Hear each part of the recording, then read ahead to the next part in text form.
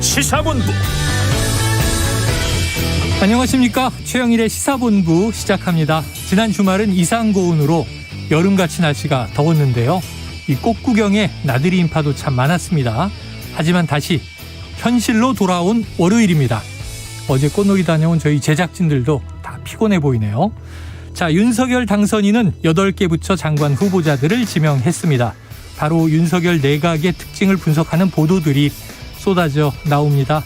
자, 그런데 대선 내내 후보들이 이야기했던 정치의 목적, 정부의 존재 이유, 국민들 먹고 사는 문제를 해결하겠다는 것이었죠.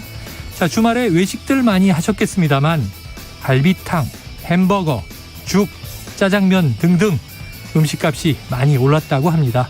자, 물가도 잡고 부동산도 잡으면서 일자리와 경제는 성장시켜야 하고요. 자, 본연의 임무에만 매진해도 만만치 않은 숙제가 놓여 있습니다. 자, 그런데 오늘 검찰은요, 전국 검사장 회의를 소집했습니다. 이른바 검수완박, 이 수사권과 기소권의 완전 분리에 집단 반발하고 있는 상황인데요. 어떻게 흘러갈 것인지 귀추가 주목이 됩니다. 최영일의 시사본부 출발합니다.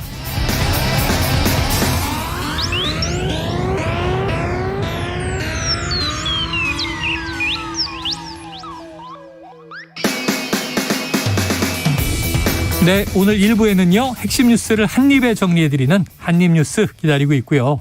2부 10분 인터뷰, 자, 유승민 국민의힘 경기지사 예비후보와 이야기를 나눠봅니다. 주간 이슈 먼데이 국제본부도 준비가 돼 있습니다. 자, 지난주에 이어서 이번 주도 청취율 조사 기간입니다. 여러분의 점심시간을 책임지는 최영일의 시사본부를 잘 듣고 있다, 대답해 주시면 큰 힘이 되겠습니다.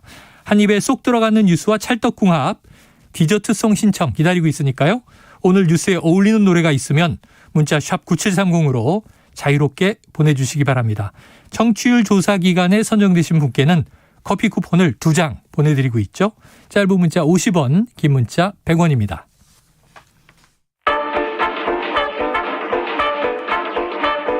최영일의 시사본부 한입뉴스.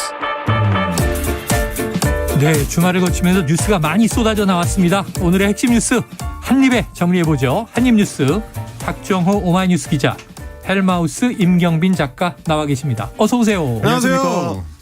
임 작가님, 의미심장한 미소는 왜? 네. 아까 이제 오프닝 때 네네. 제작진들이 이제 꽃놀이를 다녀왔다고 말씀하셔가지고 혹시 단체로 갔다 온 줄로 오해를 하실까봐 각자 가족들과 함께. 네, 가족들과 아이들 다녀왔습니다. 데리고 우리 PD님도 눈이 퀭해요. 특히 이제 어린아이 있는 집들은. 네, 어제 하루 종일 자전거 탔습니다. 우리 박정호 기자님. 네, 꽃을 보면서. 그래서 또 이제 다크서클이. 예. 얼굴이 더 까매졌습니다. 네, 그래요.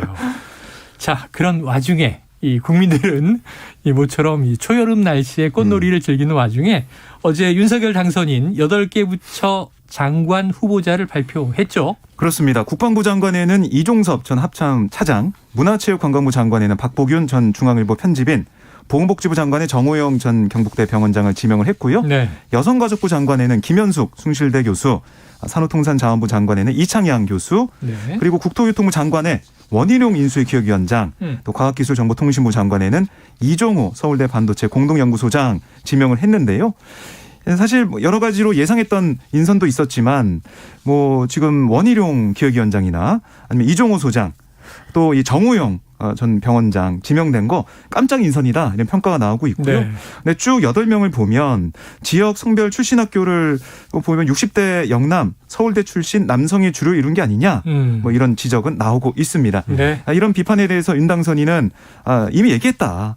다른 것 없이 국가와 국민을 위해 해당 분야를 가장 잘 맡아 이끌어줄 분인가의 기준을 두고 선정해 검증을 했고 할당이나 안배하지 않겠다고 미리 그동안 말씀드려왔다라고 강조하고 있습니다. 네, 할당하지 않는다는 얘기는 애초에 했었고요. 네. 능력 중심이다, 이런 얘기도 했는데 네. 기존의 언론은 서오남 내각이 될 것이다. 네. 서울대 출신 50대가 주류 남성이다.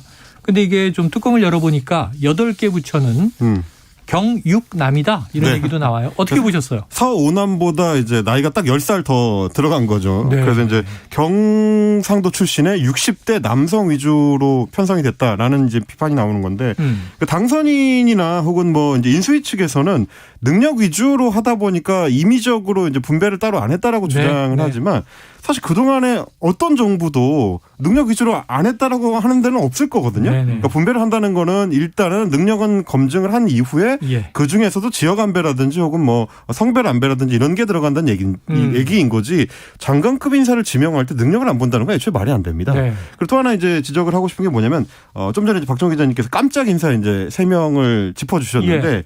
깜짝 인사라는 거는 기존의 뭐 정치권이나 혹은 이제 언론에서 예상을 못한 사람이었다는 얘기고 하마평이 많이 나왔고 뭐 그렇죠. 2배수다 3배수다 그랬었죠. 거기에 이제 안 들어갔던 사람들이 나오는 바람에 이제 깜짝 인선이라고 이제 명칭이 붙게 되는 거지만 실제로는 뭐냐면 왜 예상을 못했는지가 중요합니다. 네. 왜냐하면 해당 분야의 전문성이 상대적으로 다른 사람들에 비해서 떨어지다 보니까 그러니까 전문적으로 그 분야에 계속 오래 종사해온 사람들이 아니다 보니 예상을 하기가 어려웠던 측면이 있는 거거든요. 네. 그래서 이제 국토부 장관 후보자의 원희룡 전 제주지사가 들어간 경우도 그분이 이제 뭐 건설이나 혹은 뭐 부동산 분야에서 전문성을 오래 갖춰온 인사라고 보기 좀 어렵고요. 이 정호영 전 병원장도 마찬가지입니다. 물론 이제 의사 출신이고 이 병원장까지 지냈기 때문에 어느 정도의 의료 행정에는 자신의 어떤 나름의 어떤 전문성을 갖고 있다고 할 수 있겠지만 보건복지부 장관은 단순히 이제 의료 행정 분야의 전문가만을 대상으로 하는 게 아니고 그보다는 이제 좀 더 넓고 포괄적인 의미의 이제 전문가를 의미하는 거기 때문에 보통은 이제 행정직을 어느 정도 경험했거나 뭐 정권에 참여했었거나 혹은 뭐 국회를 경험했거나 이제 이런 정도의 전문성을 기대하기 마련인데 그렇지 않다 보니까 이제 언론에서 봤을 때는 결국은 40년지기 친구다. 이제 이 부분이 자꾸 이제 부각이 될 수밖에 없는 거고 이게 결국 이제 인수위 출신들을 이제 돌려막기 하고 있는 거 아니냐 이런 비판이 이제 따라 붙는 겁니다. 아까 말씀하셨는데 이게 국방부 장관 후보자 이종호 후보자의 경우에는 이게 최초입니까? 사성 장군이 아니라 삼성 장군 출신이라는 게? 네, 이종섭 전 합참. 이종섭 장관이군요. 차장. 이종호 장관 후보자는 이제 과기부고. 그렇습니다. 이름이 비슷해서 헷갈릴 수도 있는데, 그러니까 이 처음이다. 사실상 역사상 처음으로 나오는 과정에 있어서 그런 것도 주목을 받지만 어쨌든 여성이 한 번밖에 안 들어갔고 그다음에 지역적인 면에서도 분배가 잘 안 된 부분이 있고 이런 것들은 계속 나올 수밖에 없는 게 왜냐하면은 윤석열 이 당선인 입장에서는 국민 통합을 제일 신경 쓰겠다. 그리고 지금 대선 결과도 격차가 많이 크지 않았기 때문에 그런 것들에 심혈을 기울이지 않겠냐는 얘기가 있었고 또 30대 장관 여러 명 나올 거다 이렇게까지 얘기를 했었는데 지금 1차 인선 결과는 8부처의 장관 후보자 지명을 보니까 그런 게 안 드러나고 있어서 그럼 과연 2차 인선 때는 그런 게 좀 드러날까? 국민 토감이나 아니면은 이 젊은 세대들의 등장 또 여성들의 약진 이런 게 좀 드러날까 이것도 좀 봐야 될 것 같은데 지금 남아있는 이 하마평에 오르는 인사들 쭉 보면은 그럴 것 같지 않다라는 예상이 나오고 있습니다. 자, 그런데 1차 인선이니까 아직도 남아있는 장관 자리는 많이 있어요. 그렇기는 한데 주로 과기부 장관 자리라든가 보건복지부 등 이 안철수 인수위원장의 인사들이 좀 대거 약진 들어가지 않겠느냐 했는데 누가 있습니까? 지금까지는 이제 소위 안철수계 인물들이 들어가지는 않았고요. 없죠. 10자리가 남아있기 때문에 조금 더 지켜보긴 해야겠지만 아직까지는 그렇게 영향이 크진 않은 것 같고 다만 이태규 의원 같은 경우는 뭐 이 굉장히 이제 골수 그 안철수계 인물이라고 볼 수 있는데 여전히 유력하게 이제 장관 자리 중에 하나로 갈 거다. 뭐 이런 얘기는 나오고 있어서 다음 주까지 조금 지켜봐야 될 것 같긴 합니다. 그래요. 근데 뭐 어쨌든 지금 안철수 이 위원장과 공동정부 얘기를 약속해서 이렇게 집권하게 됐는데 근데 인선 기준이라는 게 다른 것 없이 국가와 국민을 위해 해당 분야 잘 맡아 이끌을 분인가 그 기준을 두고 선정했다고 하니까 이거는 뭐 공동정부 약속이나 어떤 배려 이거보다 앞서는 거겠죠. 그렇죠. 결국 이태규 의원 얘기도 나오고 있지만 모르겠습니다. 이거는 막상 또 뚜껑 열어봐야 할 것 같아요. 왜냐하면은 지금 1차에도 그 부처에 하마평에 오르던 인물 의외의 인물이 나온 경우들이 지금 몇 자리 있기 때문에 자 앞으로 어떻게 될까 이건 더 지켜봐야 될 것 같고요. 자 지금 이제 또 이 대통령실 비서실장도 아직은 공석으로 계속 이제 검증을 하고 있다 이런 얘기가 들려오고 있는데 자 오늘 아침 좀 뜨거운 이슈 다음 이슈로 넘어가 보면 이른바 검수완박에 대해서 검찰 조직이 집단적 조직적으로 반발하고 있다. 네. 지금 어떻게 되고 있어요? 오늘 오전에 전국지검장 회의가 열렸습니다. 네. 김호수 검찰총장이 주재를 했는데 김 총장이 뭐라고 했냐면 이 검찰 수사권 완전 박탈, 그러니까 검수 안박 법안을 막아내겠다라고 얘기했는데 만약 검찰 수사 기능이 폐지된다면 검찰총장인 저로서는 더는 직무를 수행할 아무런 의미가 없다. 저는 직에 연연하지 않겠다. 어떠한 책임도 마다하지 않겠다. 이렇게 얘기를 했습니다. 그러니까 검찰이 수사를 못하게 되면 범죄자는 처벌되지 않고 피해자의 고통은 늘어나고 뭐 부패, 뭐 기업, 경제, 선거범죄, 중대범죄 대응이 무력화된다.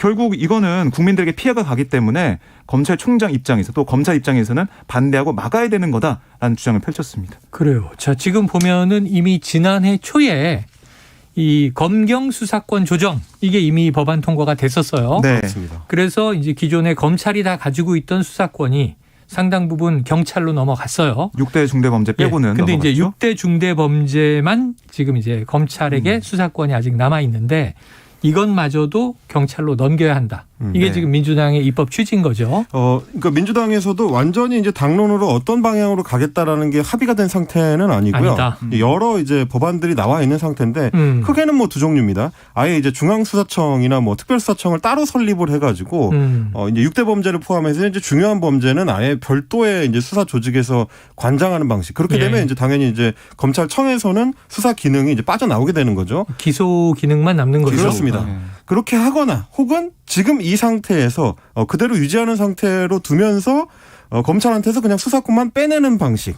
그렇게 되면 그냥 자연스럽게 검찰은 그냥 기소만 하는 혹은 아예 이름을 바꿔가지고 뭐 기소청이라든지 공소청이라든지 이렇게 하는 방향 두 가지 중에서 이제 논의를 하고 있는데 새 조직을 만드는 거는 조금 부담스러울 수가 있기 때문에 일단 배를 띄워놓는다는 차원에서 민주당 내에 이제 여러 의원들의 의견을 좀 종합적으로 보면 일단 수사권을 떼내는데 집중하겠다 쪽에 조금 더 가까워 보이긴 합니다. 네, 수사권을 떼내겠다.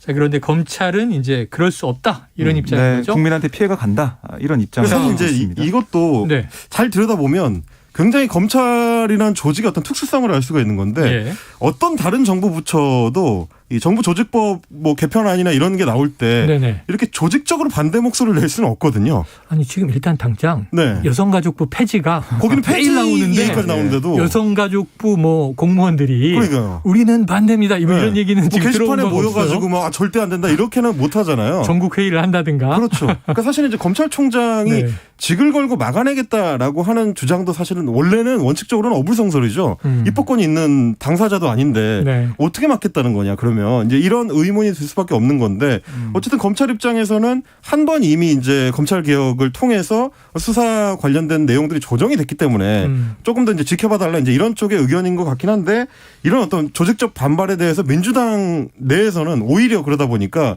이것 봐라라는 입장이 또 이제 강하게 좀 방향이 되는 것 같아요. 반발을 강하게 하니까 오히려 그렇다면 더 밀어붙여서 빨리 이걸 정리를 해야 되겠다. 이제 이런 목소리들이 점점 커지고 있는 분위기입니다. 자, 작용 반작용이 있는 거고요. 민주당에서도 사실 지금 문재인 정부 하에서 이 법안을 통과시키지 못하면 윤석열 대통령 당선인이 취임하게 되면 거부권 행사 가능성이 크거든요.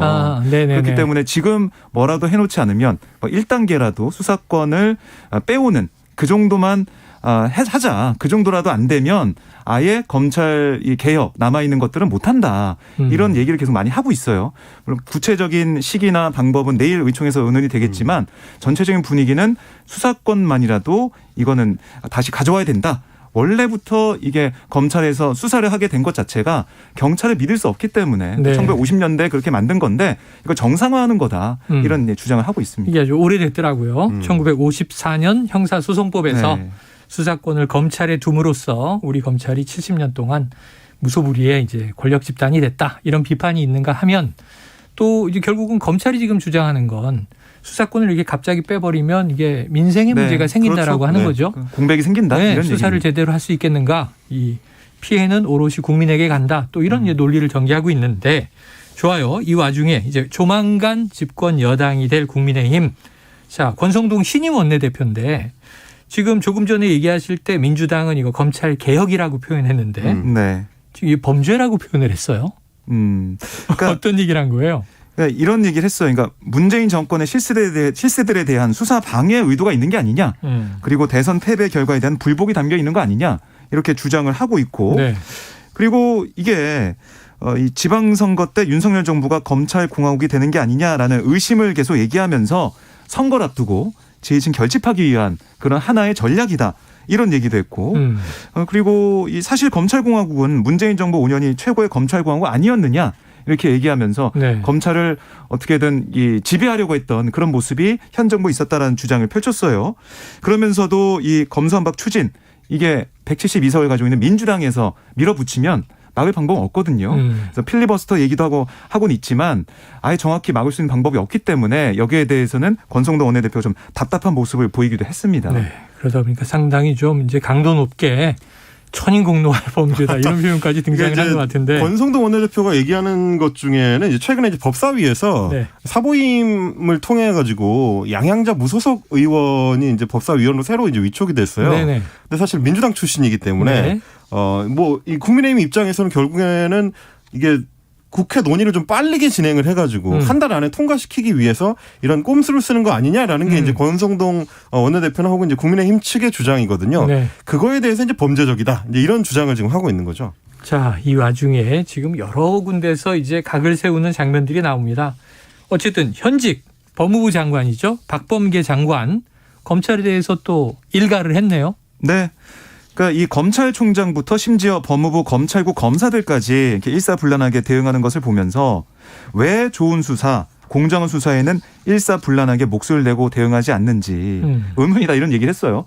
그러니까 이게 결국 검찰의 기득권을 지키기 위한 거기에 대해서만 이렇게 한 목소리를 내는 거고 네. 수사가 잘 안 되거나 국민들이 볼 때 미진한 부분에 대해서는 가만히 있는 게 아니냐 이런 취지가 담겨 있는 걸로 보이는데요. 그러면서 또 권성동 원내대표를 향해서도 뭐라고 비판했냐면 아니 이 검찰 출신인 윤핵관인 권성동 원내대표가 검수완박을 가리켜서 대통령 보호하기 위한 것이고 천인공노할 범죄다라고 표현을 썼는데 그렇다면 검찰로 하여금 정치 보복을 하게 하겠다는 것인지 묻지 않을 수 없다. 이런 얘기를 했습니다. 그러니까 돌려서 말하면은 결국은 보복하겠다는 얘기냐? 이렇게 되물은 거예요. 네. 그래서 그 권성동 원내대표를 겨냥을 했고 문제의 본질은 검찰 수사의 공정성이다. 그러니까 우리가 여러 가지 검찰 수사를 쭉 보고 있는데 어떤 A 수사는 뭐 세게 하고 B 수사는 살살하거나 아니면 잘 안 하고 이런 게 좀 보여지게 된다면 그게 문제지 거기에 대한 대책을 내야지 지금 이렇게 기득권 지키기 또 이 여당 원내대표가 될 검찰 출신의 윤핵관 권성동 원내대표의 이런 뭐 천인공노할 범죄다라는 이런 표현은 문제가 있다 이런 얘기를 하고 있는 거예요. 네, 자 이런 참 복잡한 검찰 둘러싼 맥락하에 뭐 우리가 지난주에 전해드렸습니다만 네.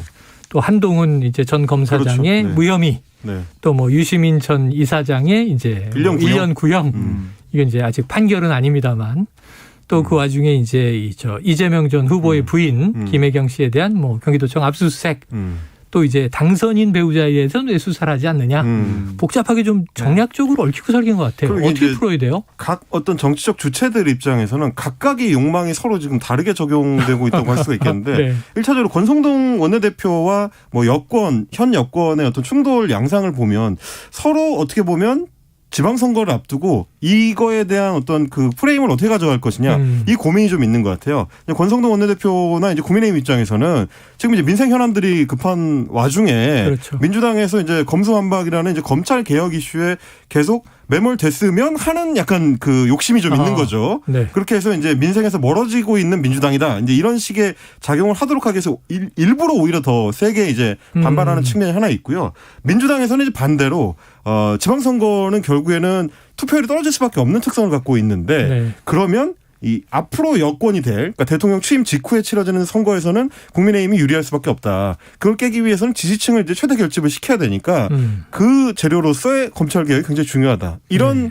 욕망을 갖고 있는 반면에 또 정의당에서는 오늘 이제 검수완박을 추진하는 거에 공식적으로 반대를 하고 나섰습니다. 지금 그게 중요한 게 아니고 다른 민생 현안들이 더 급하지 않느냐 이런 얘기인데 그러면서 얘기한 게 결국엔 정치 개혁 문제입니다. 그러면 이 중대선거구제로 개편을 해서 지방선거에서 이제 정의당이 약진할 수 있는 기반을 만드는 거. 아하. 이게 지금 정의당의 욕망이고 또 하나 이 중요한 주체가 김호수 검찰총장인데 네네. 직을 걸겠다고 했습니다. 어떻게 보면 울고 싶은데 뺨 때려준 격이 되는 건데요. 정권이 바뀌게 되면 김호수 총장의 이제 그 행보, 이 사퇴 여부 이게 굉장히 중요하게 될 텐데 모양새로는 이렇게 사퇴를 할 수 있으면 어떻게 보면 가장 영광스러운 예, 검찰에 오래 몸담았던 사람들 입장에서는 후보들 보기에 가장 좋은 방식의 사퇴가 될 수도 있다. 좀 여러 가지가 좀 엉켜 있는 그런 상황입니다. 참 정말 복잡하네요. 이게 참 중요한 건 이제 민심인데 아니 민심도 국민 여론도 정확한 뭐 내막을 알아야 여기에 대한 이제 뭔가 집단지성이 작동을 할 텐데 누가 옳은지를 참 알 수가 없을 지경이니 주장만 펼치고 있는 상황. 정의당은 검수완박 동의하긴 어렵다. 지방선거를 앞두고 어찌 보면 이제 중대선거구제 개편이 정치개혁이 더 중요한 이슈다. 이렇게 얘기할 수가 있겠죠. 자, 지금 12시 40분 넘기고 있는 시간인데요. 점심시간 교통 상황을 좀 알아보고 오겠습니다. 교통정보센터에 이현 리포터 나와주세요. 네, 일상 회복이 돼가고 있음을 요즘 도로에서도 실감을 할 수가 있습니다. 오전 교통량이 오늘 상당히 많았는데요. 지금도 서해안고속도로 목포 쪽으로는 경기권의 지체가 긴 편입니다. 비봉 부근에서 화성 휴게소 쪽으로 속도가 떨어지고 있고요. 서평택에서 서해대교 쪽으로 막힙니다. 영동고속도로 강릉 쪽이고요. 반월 터널에서 부곡까지나 용인 부근에서 정체가 이어집니다. 평택 시흥고속도로 평택 쪽으로 가신다면 남한산 부근 지나기가 불편합니다. 수도권 제1순환고속도로 구리에서 판교 쪽으로 가는 길입니다. 남양주에서 토평까지나 강일 부근의 정체 아직 풀리지 않았고요. 서울 시내 많이 나아지긴 했는데요. 강변북로 구리 방향 양화에서 반포대교까지 올림픽대로 잠실 방향 여의도 구간에서 지체가 이어집니다. 지금까지 KBS 교통정보센터였습니다.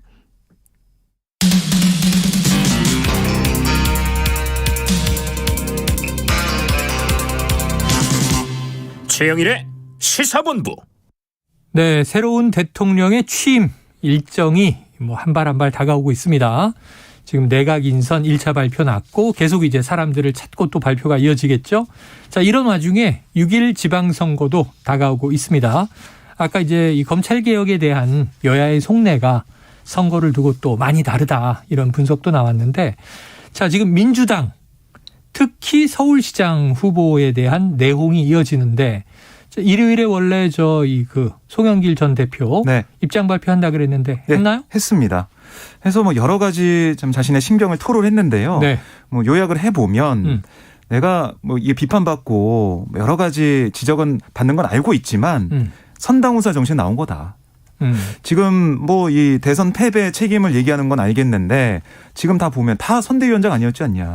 다 책임이 있는데 그러면 누가 나와서 경쟁하느냐. 그리고 자신이 이렇게 출마했기 때문에 다른 후보들도 등록하고 경쟁하고 있는 거 아니냐. 이런 주장도 했고 국회의장 뭐 이 하마평에 오르는 상황인데 그것도 버리고 기득권 버리고 나왔다. 이렇게 얘기를 하면서 여러 가지 주장을 펼쳤어요.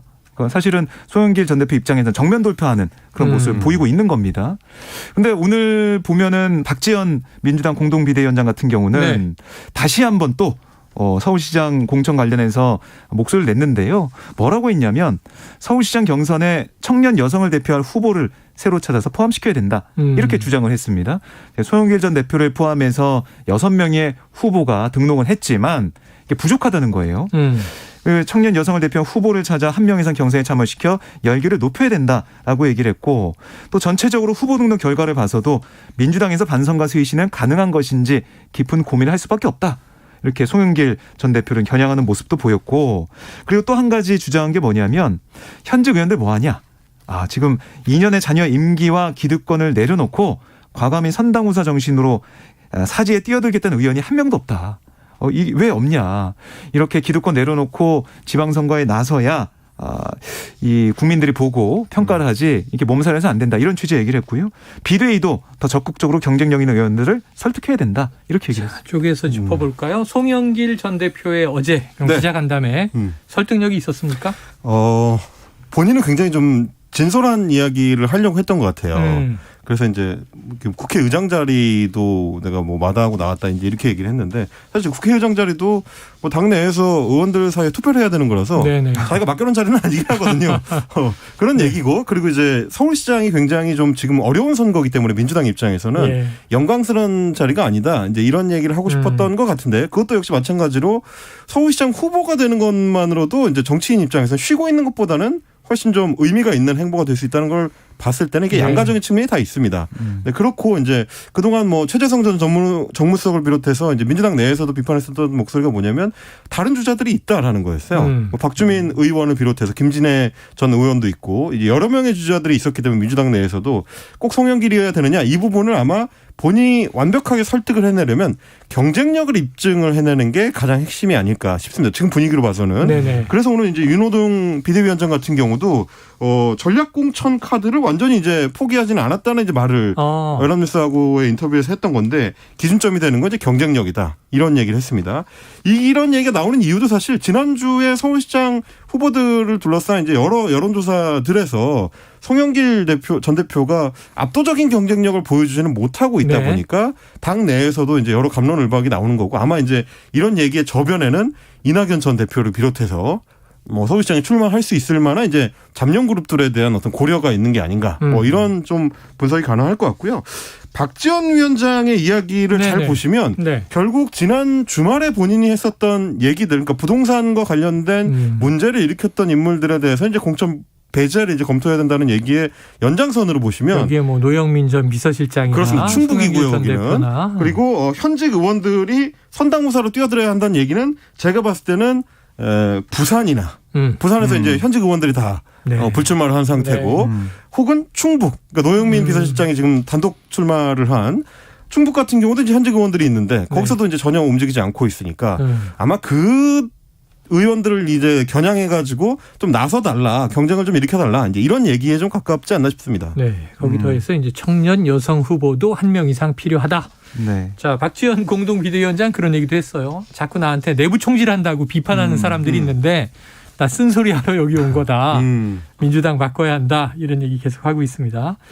자, 국민의힘에서도 지금 계속 공천이 쭉쭉 확정이 되고 있네요. 네, 그럼 처음으로 이제 확정된 결과 나왔는데요. 뭐 이거는 뭐 다 예상했던 그런 공천 결과입니다.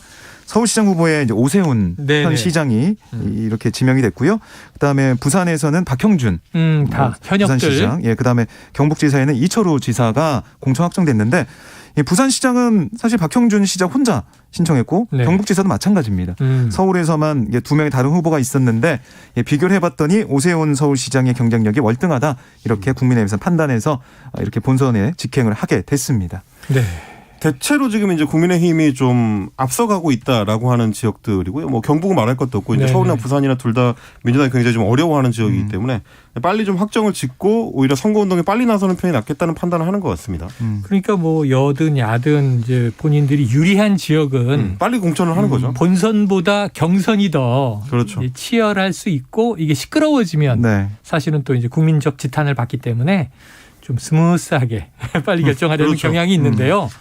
자, 그런데 이 와중에 보수의 심장부 대구는 굉장히 뜨거운데 여기에 또 내일 윤석열 당선인이 박근혜 전 대통령을 만나러 대구 방문을 하는 거죠? 네, 지금 오늘부터 1박 2일 TK 방문 일정이 진행되는데요. 오늘부터? 네, 오늘 뭐 포항 등을 방문하고 내일 대구에 가서 사저에서 박근혜 전 대통령 만날 예정입니다. 네네. 그러니까 사실은 윤 당선인은 처음부터 막 빨리 만나고 싶어 했어요. 아, 그랬죠. 퇴원했을 때부터 축하난을 보내면서 건강이 허락하신다면 다음 주라도 찾아뵙고 인사드리고 싶다. 네네. 이런 얘기 할 정도로 여러 가지 얘기를 하고 있는데 지난번에도 저희가 말씀드렸지만 구원이 있기 때문에 이 구원을 좀 빨리 풀고 싶어하는 윤 당선인의 마음이 있을 것 같고 그리고 이제 박근혜 전 대통령도 만나고 싶을 것 같아요. 왜냐? 후원회장을 맡았기 때문에 누군가의 유영아 변호사의 후원회장을 맡고 있고 제가 지난주에 얘기할 때 대구시장 이 국민의힘 후보들 여론조사 하고 있는데 유영아 변호사 빠진 다음에 했더니 홍준표 의원이 앞서가고 있고 뭐 그러고 뒤에 김재원 의원이 있고 여러 가지 얘기했었잖아요. 네. 근데 이번에 유영아 변호사가 들어간 여론조사 결과 나왔어요. 네. 그랬더니 홍준표 의원 바로 뒤에 있는 거예요. 이것만 봐서도 아니 박근혜 전 대통령이 한마디 했을 뿐인데 동영상에 나와서 이게 영향을 벌써 이렇게 주는 건가? 이런 생각이 들 정도로 깜짝 놀랐습니다. 심지어 이제 해당 여론조사는 대구 지역의 언론들이 이제 모여서 한 여론조사인데 4일부터 7일까지 시행이 된 겁니다. 그리고 박근혜 전 대통령의 유튜브 영상 8일에 올라왔거든요. 그러면 영향 안 미쳤겠네요. 네. 오히려 그러니까 단순히 출마만으로도 이미 그 정도의 파워가 있었던 거고 만약에 동영상을 비롯해서 이제 후원회장 같은 게 영향을 미치면 더 올라갈 가능성도 있다. 아니 그런데 내일 그럼 당선인과 전 대통령의 만남이 뭐 이제 사저에서의 만남인데 네. 이게 일단 당선인은 지금 수행원이 많잖아요. 네. 지금 박근혜 전 대통령은 뭐 주변에 사람이 없잖아요.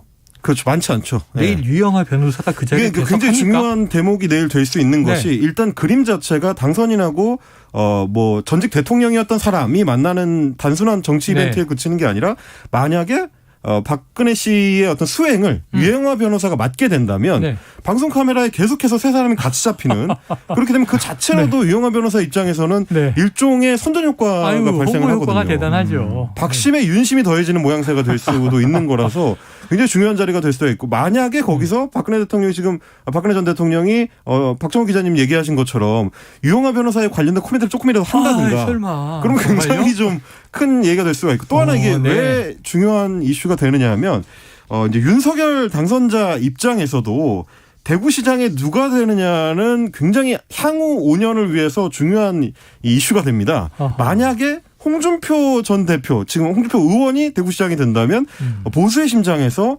자신하고 경쟁을 했었던 대선 주자급이 차지하게 되는 셈이 되기 때문에 네. 5년 내내 굉장히 부담스러울 수 있거든요. 그런 측면까지도 이제 같이 볼 수 있는 내일 이벤트가 될 것 같습니다. 참 이게 미묘합니다. 이게 지방선거도 지방선거지만 대구시장 선거가 이렇게 또 이제 특이한 관전 포인트를 만들어낼 줄은 생각도 못했습니다.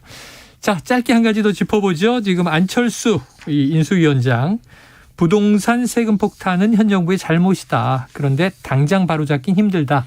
어떤 취지의 발언이에요? 그러니까 뭐 실질적인 얘기를 한 건데요. 부동산 세금도 공시지가 그리고 실거래가 반등률 이거를 떨어뜨리지 않는 한 세금을 확 낮추기 어렵잖아요. 네. 이 얘기를 했고 또 새 정부가 출마하면서 주택 공급이 바로 획기적으로 뚝딱 하고 늘어날 수가 없지 않습니까?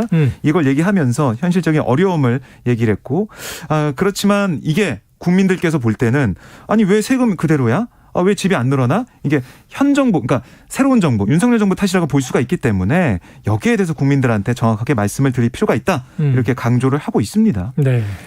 이거에 자, 대해서 네. 사실 이제 원희룡 국토부 장관 후보자도 오늘 좀 비슷한 입장을 밝혔는데 기존에는 선거 때만 하더라도 굉장히 좀 강경한 입장. 그렇죠. 임대차 3법은 폐지돼야 된다. 그렇죠. 이런 입장이었는데 오늘 기자들하고 만난 자리에서는 이게 약자를 보호하기 위한 좋은 의도로 마련된 법이다. 임대차 3법이. 그래서 이제 좀 신중하게 검토하면서 어떻게 고쳐나갈지를 고민하겠다. 이런 입장을 보인 걸 보면 박 기자님 소개해 주신 지금 인수위원장 그리고 국토장관 후보자 둘 다 기존 입장에서 조금 한 발 물러선 듯한 유화적인 제스처를 취하고 있는 걸 봐서는 부동산 정책이 어디로 갈지는 조금 더 지켜봐야 될 것 같습니다. 현실론으로 가는 거죠. 완급 조절하겠다.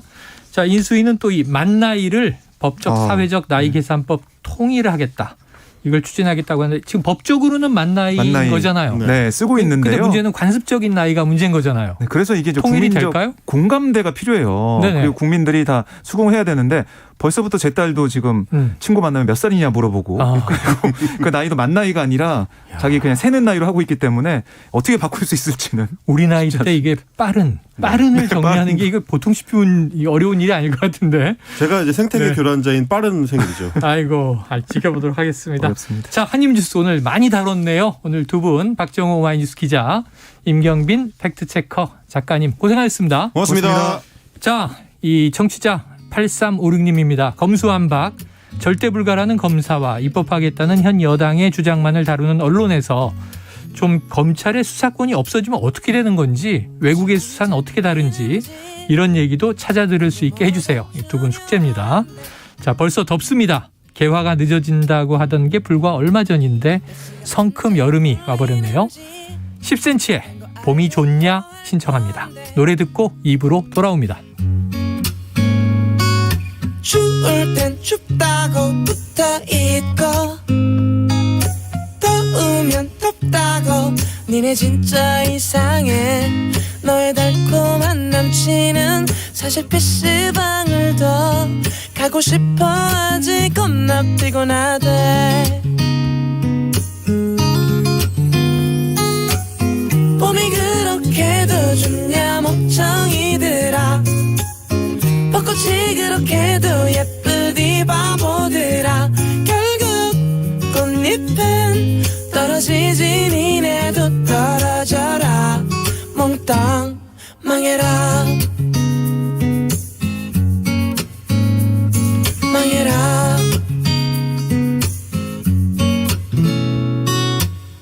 아무 문제 없는데 왜 나는 안 생기는 건데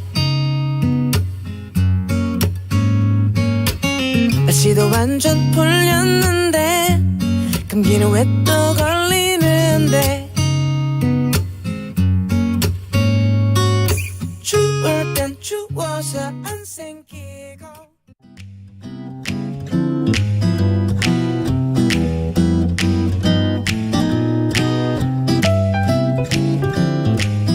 안녕하세요. 바른말 고운말입니다. 우리말 속담에 줄밥에 매로구나라는 것이 있습니다. 여기 나오는 매는 새의 한 종류를 말하고요. 이 속담은 재물을 탐하다가 남에게 이용당하게 된 처지를 비유적으로 이르는 말입니다. 자, 그렇다면 이 속담에 나오는 줄밥 무엇일까요? 줄밥은 갓 잡은 매를 길들일 때 줄의 한 끝에 메어주는 밥을 말합니다. 매 발에 달린 고리를 줄에 꿰었기 때문에 매가 달아나지 못하고 줄을 따라가서 밥을 먹게 된다는 데서 나온 말입니다. 참고로 줄밥과 상대되는 것으로 나 밑에 티읕 받침을 쓰는 낫밥이 있습니다. 이것은 매가 보통 때 자유로이 먹을 수 있도록 한 밥을 말합니다. 밥과 관련된 속담으로 물만 밥이 목이 맨다가 있습니다. 물만 밥은 말 그대로 물에 말아서 풀어놓은 밥이라는 뜻의 명사고요. 밥을 물에 말아 먹어도 잘 넘어가지 않을 정도의 슬픈 감정을 비유적으로 이르는 말입니다. 그리고 소금을 반찬으로 차린 밥이라는 뜻으로 반찬이 변변치 못한 밥을 가리켜서 소금밥이라고 하는데요. 이 말의 원어는 소금 앳밥입니다. 우리 가족은 비록 소금밥이지만 끼니를 거르지 않고 먹을 수 있었다. 이렇게 표현할 수 있습니다. 바른말 고운말 아나운서 변희영이었습니다.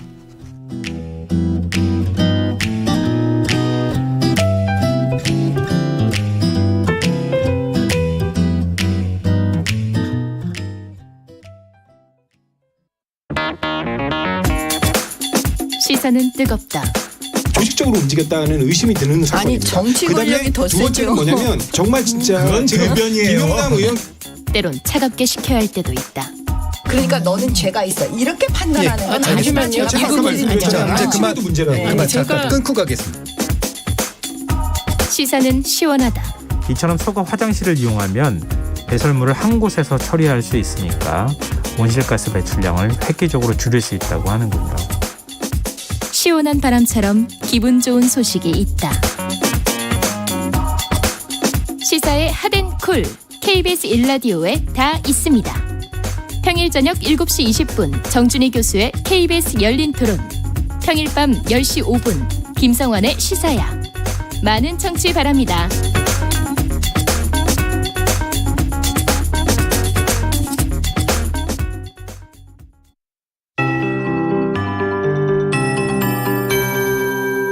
KBS 58분 날씨. 때이른 초여름 더위가 나타나고 있습니다. 벌써 기온이 포항과 경주는 26.9도까지 올랐고 서울은 24.6도를 보이고 있습니다. 남서쪽에서 따뜻한 바람이 불어오고 있고 지금 맑은 하늘에서 내리쬐는 강한 볕에 공기가 데워져 기온이 크게 오른 건데요. 오늘 예상 한낮 기온은 부산 19도, 서울 대구 25도, 강릉 광주 27도, 대전 28도 등으로 평년 기온을 5도에서 10도나 웃돌겠습니다. 한편 대기가 매우 건조해서 산불을 비롯한 화재 사고가 계속 발생하고 있습니다. 1시간 전쯤에는 경기도 광주시 태전동 야산에서 산불이 발생했고 지금 강원도 양구와 고성, 정선 그리고 경북 군위와 경기도 연천 등 전국 7곳에서 산불 진화 작업이 이루어지고 있습니다. 현재 전국 대부분 지방에 건조특보가 수일째 이어지고 있고요. 전국적으로 산불 위기경보 경계 단계가 발령 중입니다.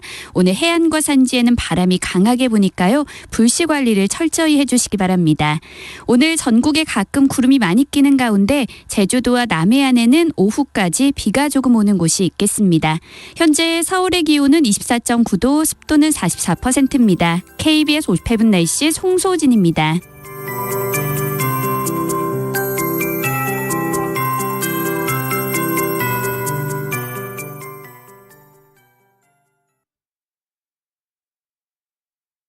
정성을 다하는 국민의 방송 KBS가 한시를 알려드립니다. AM 711kHz, FM 97.3MHz, KBS 1라디오입니다. HLKA.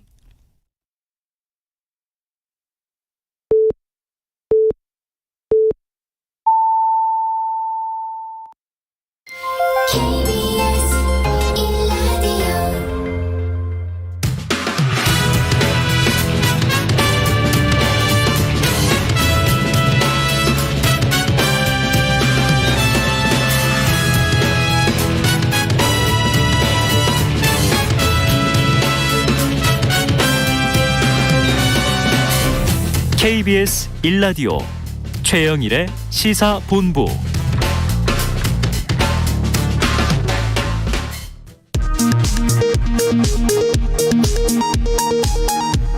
이 시각 라디오 정보센터 뉴스입니다. 윤석열 당선인의 다음 달 10일 대통령 취임식 슬로건으로 다시 대한민국, 새로운 국민의 나라가 선정됐습니다. 박주선 대통령 취임 준비위원회 위원장은 당선인이 평소 강조하는 다시 국민이 주인이 되는 의미라고 설명했습니다. 보건소의 선별진료소와 임시선별검사소에서 희망자에게 무료로 실시했던 코로나19 신속 항원 검사가 오늘부터 중단됩니다. 이에 따라 코로나19 의심 증상을 느껴 신속 항원 검사를 받고자 할 경우 자가검사 키트를 구매해서 검사하거나 진단검사를 시행하는 동네 병의원 혹은 호흡기 전담 클리닉에 가면 됩니다. 최근 가계대출 증가세가 둔화되고 대출 규제도 다소 완화되면서 국내 시중은행들이 앞으로 대출 문턱을 더 낮출 것으로 보입니다. 한국은행은 다만 대내외 경제 불확실성이 지속되고 대출금리 상승으로 이자 상환 부담까지 커지면서 일부 영세 자영업자와 중소기업을 중심으로 신용 위험은 더 커질 것으로 전망했습니다.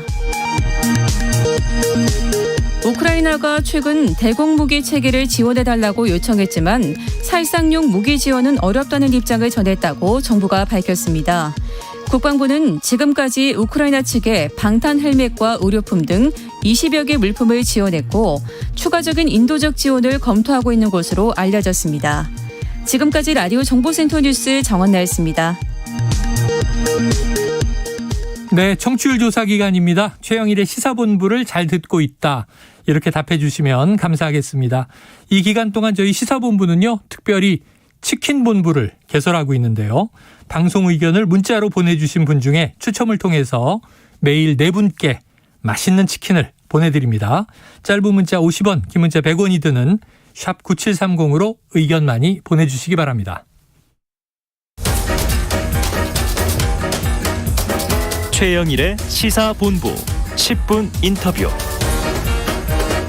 네, 6.1 지방선거 이제 50여일 남은 가운데 최대 격전지로 꼽히는 경기지사 경선 뜨겁게 달아오르고 있습니다. 오늘은 깊은 고민 끝에 출사표를 던진 유승민 국민의힘 경기지사 예비후보를 모시고 관련 이야기를 나눠보도록 하죠. 후보님 어서 오세요. 네, 유승민입니다. 반갑습니다. 아유, 대선 때 이 자리에서 뵀는데. 맞습니다. 네네. 자, 또 이제 시간이 막 흘렀습니다. 그러네요. 예. 지난 금요일에 예. 광역단체장 후보 면접이 있었다. 예. 이렇게 들었습니다. 예. 이제 피면접을 하신 건데. 그렇습니다. 좀 어떻게 어필하셨어요? 제가 우리 국민의힘 후보가 돼야지 네. 경기도지사 선거 이길 수 있다. 네. 저는 제가 이기는 후보다. 저만이 이기는 후보다. 이걸 강조했습니다. 아, 그렇죠. 일단은 이겨야 되는 거죠. 그렇습니다. 경쟁력이 있어야 예. 되는 거고. 자, 지난 대선에서 보면 경기도는 윤석열 후보가 좀 밀렸던 곳이에요. 그렇습니다. 네. 또 이재명 전 지사의 예. 텃밭이기도 하고요. 예. 자, 유 전 의원이 경기지사 후보로 하마평에 오르고 있다. 이런 얘기를 들은 건 한 3월 달인 것 같아요. 예. 그런 이제 이 이야기가 있었고 결국 31일 출마 선언을 하셨는데 자, 경기도 국민의힘에게는 험지다. 그렇습니다. 이렇게 불리고 있습니다. 예. 고민이 깊으셨을 텐데 예. 이렇게 결심을 굳히신 계기 어떻게 말씀 주실까요? 대선이 끝난 직후부터 경기도지사 이야기가 나왔습니다. 네. 특히 제가 마지막 고민을 할 때 정말 거의 뭐 카톡 뭐 여러 가지 문자 폭탄을 받았는데 어려운 데니까 나가달라. 네네. 이때 당을 위해서 한번 희생해달라. 네네. 그 이야기가 제 마음에 제일 남았습니다. 그래서 제일 쉬운 선거라면 제 안 나왔습니다. 네네. 어려운 선거기 때문에 우리가 반드시 이번에 경기도에서 이겨야 지방선거 이기고 윤석열 새 정부가 동력을 받기 때문에 네. 그래서 제가 좋다. 어려운 선거니까 내가 나가겠다. 나가서 이기겠다. 그거를 제가 그렇게 저한테 출마를 권유하신 분들한테 네. 결심을 밝혔죠. 자, 험지다. 예. 그런데 대선 주자급이 나가야 좀 해볼 만하지 않느냐? 대선 주자급이라기보다 저는 네. 모르겠습니다. 저는 경기도민들께서 네. 국민의힘에서 유승민이 나오면 찍어주겠다. 그렇게 말씀하시는 분들 저는 많이 들었고 네. 그분들 용기 얻어서 나왔습니다. 어렵기 때문에 나왔는데 용기를 내서 나오셨다. 자, 힘들게 결심하셨다. 이런 말씀 주셨는데 다른 예비 후보들이 공통적인 얘기가 있어요.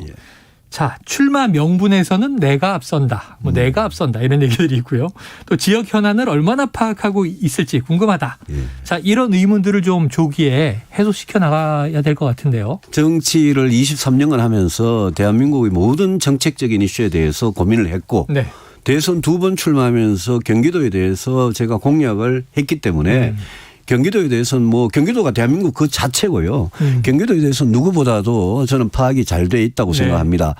그 제보고 연고를 따지시는데 제가 최근 여론조사 보니까 경기도민들 중에 경기도 출신이어야 된다라고 응답하신 분이 1%가 안 되세요. 그래서 제가 그걸 보고 경기도민들은 연고를 안 따지는데 왜 이 다른 후보들은 연고를 따질까? 연고 따지는 게 이게 좀 너무 구시대 발상 아니냐. 경기도민들은 연고가 아니라 자기들 문제를 해결해 줄 도지사가 지금 필요하다. 이거거든요. 그래서 저는 일 잘하는 도지사로 승부하고 싶습니다. 특히 경제 분야에 저는 늘 강점이 있다고 스스로 제일 주장하기 때문에 경제 분야에서 경기도의 주택, 교통, 복지, 보육, 일자리 이런 거를 해결하고 경기도 경제를 다시 성장시키는 그런 도지사 그거 꼭 돼보고 싶습니다. 그러게요. 경기도에서 연고를 따진다는 얘기는 많이 들어보진 못했습니다. 그러니까 영남, 호남, 충청, 제주, 강원 다 와서 사시는 여기에 연고를 따지면 경기도에 사시는 많은 분들이 얼마나 나는 경기도가 아닌가 이렇게 생각하지 않겠습니까? 맞습니다.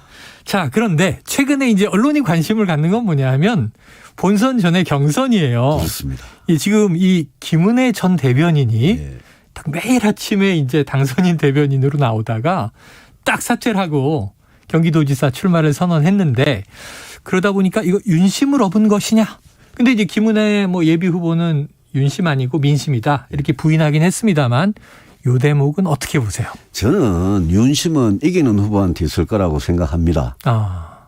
저 유승민만이 이길 수 있기 때문에 저는 윤심은 이기는 후보한테 있을 거고 윤심이 특정 후보한테 경선 전에 그렇게 작용하는 그런 건 일은 없다. 있을 수도 없다.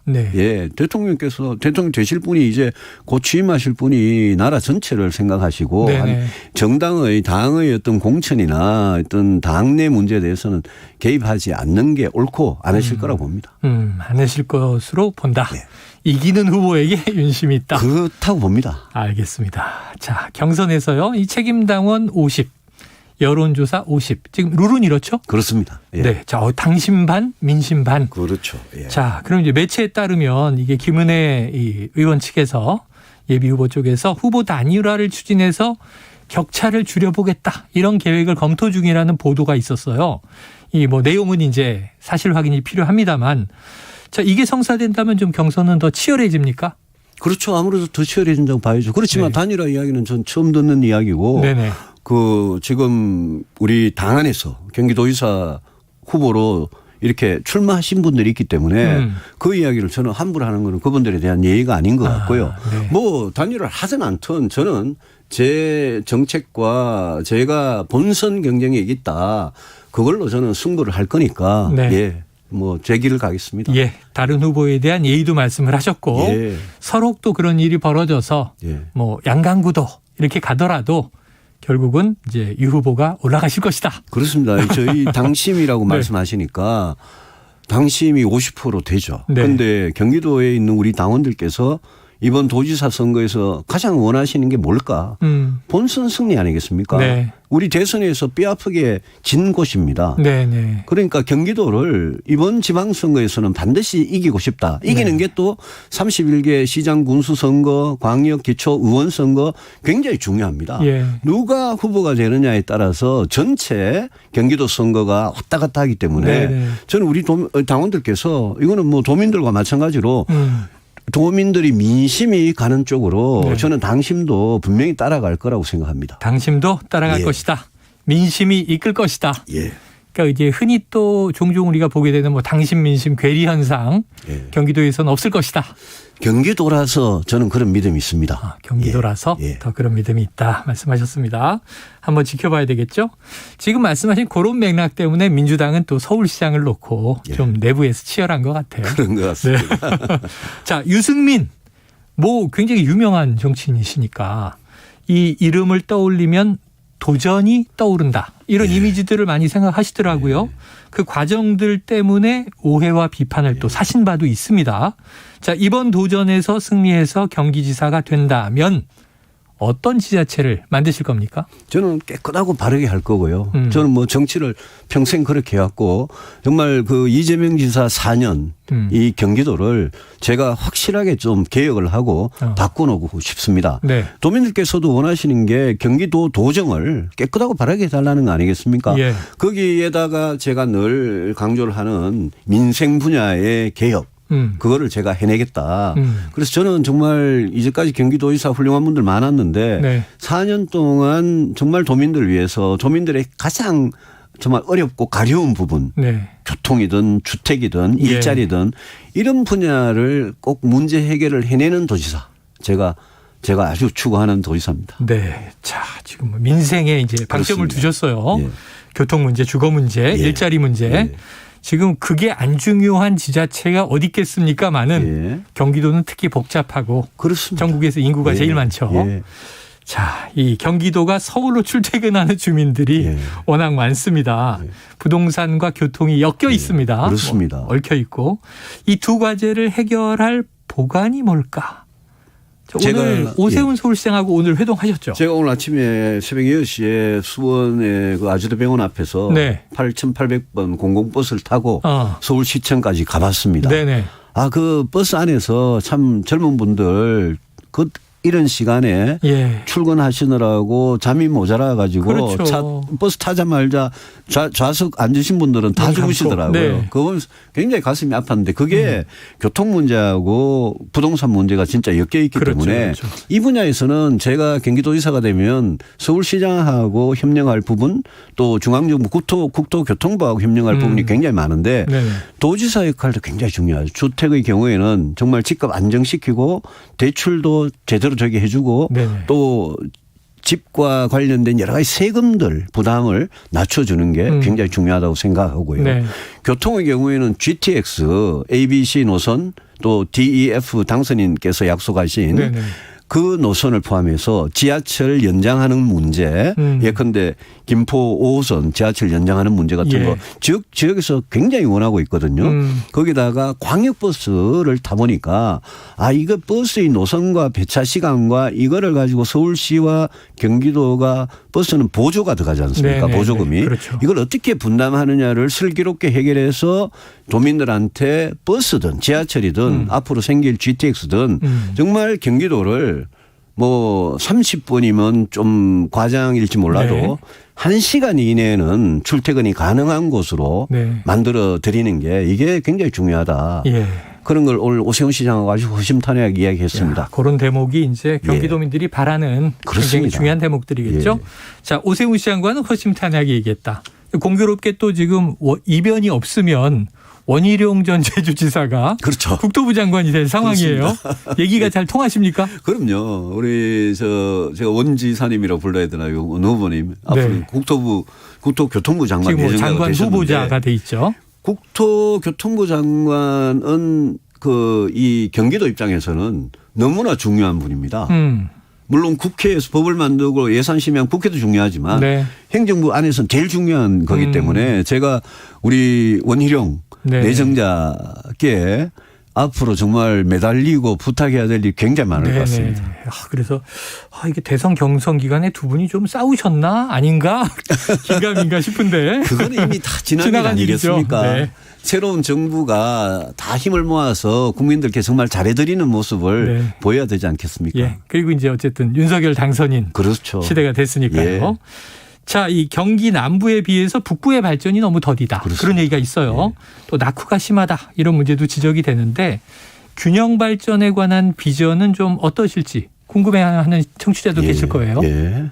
저는 저 김포부터 시작해서 파주, 연천, 포천, 동두천, 양주 여기 접경 지역에 제가 경기도 규제 지도라는 거를 꼼꼼히 왔는데 여기 접경 지역이라서 군사시설 보호구역 규제가 있고 상수도 보호구역 규제가 있고 그 밖에도 수도권 규제가 있고 여러 가지 규제에 꽁꽁 묶여가지고 꼼짝을 못합니다. 제가 이 경기 북부 지역만큼은 제가 도지사가 되면 바로 성장 촉진 권역으로 딱 지정을 해가지고 규제를 일단 풀고 경기도 북부에서도 좋은 일자리, 좋은 기업 투자 이루어질 수 있도록 제가 특별한 그런 지원과 규제 개혁을 할 생각입니다. 자, 경기도 내에서의 균형 발전도 특히 그렇습니다. 북부에 투자를 하시겠다. 이런 얘기를 하셨어요. 자, 이재명 전 지사의 정책에 대해서 잘된 것은 계승하고 잘못된 것은 개혁하겠다. 이렇게 밝히셨더라고요. 자, 주로 기본 시리즈로 이재명 지사가 유명하지 않았습니까? 그렇습니다. 예. 자, 이 지역화폐, 요건 어떻게 보세요? 지역화폐는요. 그걸 좋아하는 주민들이나 자영업자들 있는 거 제가 잘 아는데 이재명 지사가 지역화폐 하면서 그게 문제가 두 가지입니다. 하나는 국민 세금이 들어가는 문제 어떻게 할 거냐. 이건 중앙정부하고 일이고요. 두 번째는 지역화폐를 하면서 특정 업체를 선정해 가지고 막대한 수수료 이익을 보도록 했습니다. 거기에 그런 구조에서는 저는 부정부패 비리가 있을 수 있다고 생각하기 때문에 그런 부분은 저는 확실하게 개혁해야 되고 말씀하신 대로 이재명 지사의 기본소득, 기본주택, 기본금융, 기본 시리즈는 제가 벌써 지난해부터 이재명 지사하고 페이스북 토론을 엄청나게 논쟁을 했던 사안입니다. 그 부분은 제가 확실하게 개혁을 하되 지금 청년이나 또 농어촌이나 문화예술인이나 그런 분들한테 가는 기본이란 이름으로 가는 수당 내지 배당이 있습니다. 그 부분은 제가 꼭 필요한 곳은 최대한 지켜드리되 이재명 지사가 무모하게 세금을 써서 추진하려는 부분은 확실하게 개혁을 하겠습니다. 그런 의미에서는 좀 이제 보편을 선별로 바꿔서 필요한 것에 흐르도록 하겠다. 복지는 능력에 따라 세금을 내고 그 모은 세금을 가지고 국가의 도움이 꼭 필요한 분들한테 드리는 게 원칙이죠. 그 원칙에 충실해야 한다고 생각합니다. 알겠습니다. 자, 이제 경선도 있지만 본선이 또 만만치가 않아요. 그렇죠. 경선도 지금 변수가 발생한 얘기를 아까 나눴습니다만 더불어민주당의 경우를 보면 곧 합당 절차를 이제 마칠 새로운 물결의 김동연 대표, 전 경제부총리죠. 여기 안민석 의원, 조정식 의원, 또 염태영 전 수원시장, 이분도 또 이제 지자체에서는 꽤 이제 저명한 그런 이제 자치단체장인데 출사표를 던졌어요. 지금 현재 여당 후보들의 상황도 좀 이렇게 분석하고 계십니까? 저는 뭐 일단 경선에 노력을 합니다만은 여당 후보는 뭐 누가 돼도 저는 관계 없다는 생각입니다. 누가 돼도 저는 뭐 자신 있습니다. 제가 특히 이 중도층과 20대부터 40대까지 청년층이라고 그럴까요? 거기에 저는 강점이 있다고 생각합니다. 보수 정당 후보로서는 누구보다도 제가 강점이 있다고 생각하기 때문에 민주당 후보가 누가 나와도 저는 본선 경쟁력이 저한테 있다고 생각을 합니다. 이번에 대선에서 진 거 깨끗하게 서력하겠습니다. 아, 대선에서 개인적으로 진 것을 서력하겠다. 아니요. 개인적으로 진 게 아니라 우리 당선인 이번 대선 결과에서 경기도에서 우리가 46만 표 졌지 않습니까? 그거를 제가 나가서 서력을 하겠다. 알겠습니다. 경기도에서 서력하겠다 이렇게 얘기를 하신 거고요. 자, 이건 뭐 이제 속단할 수 없습니다만 뭐 만약에 김동연 후보 정도가 또 맞상대로 나온다면 이게 좀 경제 대 경제의 대결이 될 것 같아요. 거기도 보관이 좀 있으십니까? 그럼요. 그런데 같은 경제 이미지가 있어도 그분은 뭐 30년 경제 관료를 하신 분이고 그렇죠. 문재인 정부의 초대 경제부총리였습니다. 그분은 지금 문재인 정부의 실패한 경제정책, 소득주도 성장, 일자리, 부동산 여기에 책임이 누구보다도 큰 분이기 때문에 저는 뭐 제가 그래서 김동연 부총리와 네. 빨리 1대1 맞짱 토론하자. 네네. 일부 이제 언론사에서 그런 요청이 오거든요. 저는 네. 다 좋다. 오케이. 근데 자꾸 이렇게 숨어가지고 저를 험담하지 마시고 네. 공개적으로 아예 한번 뭐 경선 전이라도 토론을 해봤으면 좋겠습니다. 자, 토론을 제안하셨습니다. 시사본부에서 하면 참 좋겠네요. 좋습니다. 예. 네, 알겠습니다. 자리도 하나 더 있네요. 예. 또 지난 11월에도 이제 굉장히 늘 회의를 같이 하면서 좀 친분도 있으시고 단일화 노력에 대한 얘기도 하셨었는데 이제 맞상대가 돼 있는 상황이고요. 그렇죠. 자, 오늘 모신 김에 정치 현안도 몇 가지 여쭤봐야겠습니다. 한 달 뒤면 윤석열 정부가 문을 엽니다. 한덕수 국무총리 지명, 또 어제는 이제 8개 부처 장관 후보자를 지명했는데요. 자, 초대 경제팀은 좀 시장주의자로 분류되는 분들이 대거 기용됐다. 어떻게 평가하세요? 총리 지명자는 정말 뭐 과거 김대중 노무현 정부에서도 아주 요직을 지냈던 경륜이 대단한 분이고요. 네. 저는 뭐 잘된 인사라고 보고 또 추경호 부총리 지명자도 정말 유능한 경제관료 출신입니다. 그분이 뭐 그렇게 자유시장 경제주의자로서 시장 경제만 강조할 거라고 저는 생각하지는 않습니다. 그리고 아까 우리 이야기했던 국토교통부 같은 경우에 원희룡 내정자 저는 뭐 지사도 해보시고 또 이번 대선 과정이 거치면서 공약도 직접 다 해보시고 부동산 관련해서도 여러 가지 공약을 했거든요. 저는 뭐 좋은 후보라고 생각합니다. 그래서 저는 이번에 윤석열 당선인의 첫 인사 내용을 보면서 아주 능력 위주로 경륜이 있는 분들로 그래 했기 때문에 저는 굉장히 뭐 민주당에서도 반대할 이유가 별로 없을 거다라고 생각합니다. 안정적이다 이렇게 평가를 해 주셨습니다. 자, 경기지사 선거는 미니 대선급 이렇게 이제 불리는 선거인데, 자, 확정되지 않은 성남 지역 보궐선거까지도 귀추가 주목되고 있어요. 이게 또 이재명 대 안철수라는 빅매치가 치러질 수 있는 것도 아니냐? 이 가능성은 어떻게 보세요, 정치인으로서? 글쎄요, 저는 뭐 안철수 인수위원장이죠? 대표 인수위원장 같은 경우에는 제가 잘 모르겠습니다. 본인 뜻이 어떤지. 그런데 이재명 지사 같은 경우에는 대선 후보로 본선까지 나왔다가 실패하신 분 아닙니까? 그런데 성남에 재보궐선거에 국회의원 선거에 나오겠냐? 저는 좀 의문입니다. 그리고 많이들 이렇게 조금 헷갈려 하시는 부분이 제가 이번에 경선에서 이기면 성남에 국회의원 재보궐선거가 없어집니다. 그렇지 않습니까? 왜냐하면 이제 김은혜 의원 자리니까요. 그렇습니다. 왜냐하면 김은혜 의원이 지금 의원 신분을 유지하면서 하고 있고 본선에 나가야 우리 4월 22일 날 제가 후보가 되면 그러면 성남 분당에 국회의원 재보궐선거 없습니다. 그래서 관계가 있네요. 너무 제 입장에서는 앞서. 재보선이 발생하지 않을 가능성이 높다. 재보궐선거가 발생하지 않도록 제가 하겠습니다. 않도록 하겠다. 그럼 이제 성남에서의 빅매치는 뭐 의미가 없어지네요. 알겠습니다. 자, 그렇게 이제 지금 이제 자신감을 얘기해 주셨고요. 자, 이 성남 또 이게 있어요. 그러니까 지금 김은혜 의원 자리는 분당이고 성남시장으로 성남 지금 국회의원 김명환 의원인가요? 출마하게 되면은 나갈 수 있다라는 얘기예요.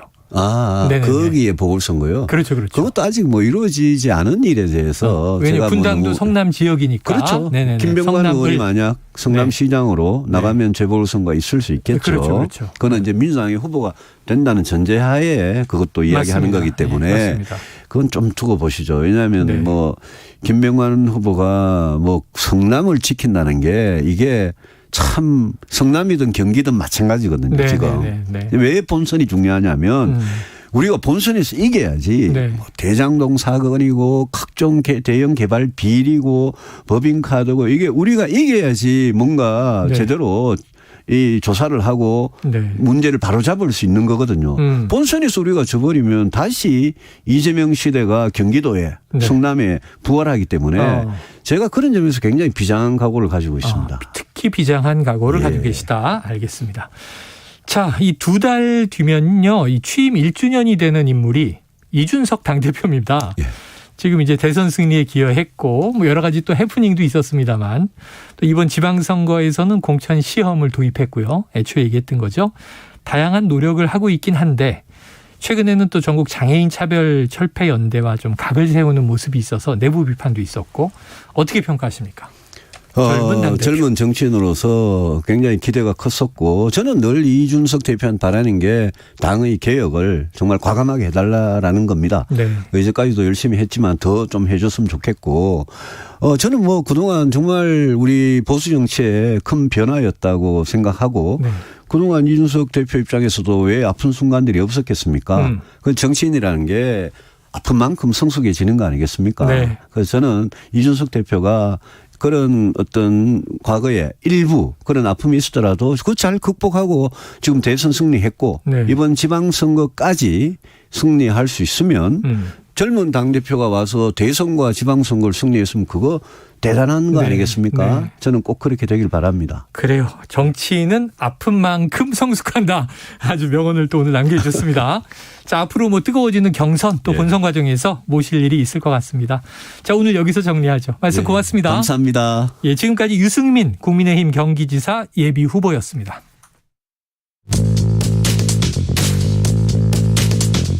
최영일의 시사본부는 여러분과 함께합니다. 짧은 문자 50원, 긴 문자 100원이 드는 샵 9730.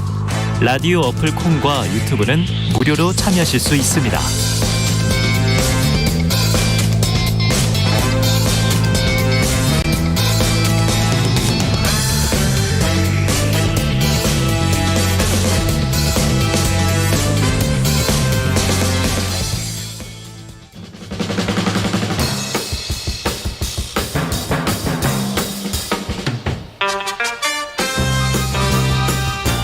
네, 매주 월요일 주말 사이 뉴스들을 정리하고 주간 이슈를 미리 살펴보는 주간 이슈 먼데이 시간입니다.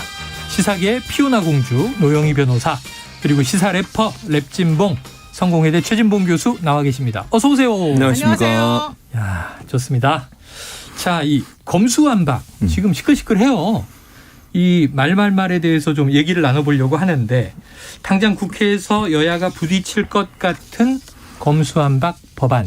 지금 검찰에 남아있는 6대 중대범죄 수사권마저 박탈하겠다.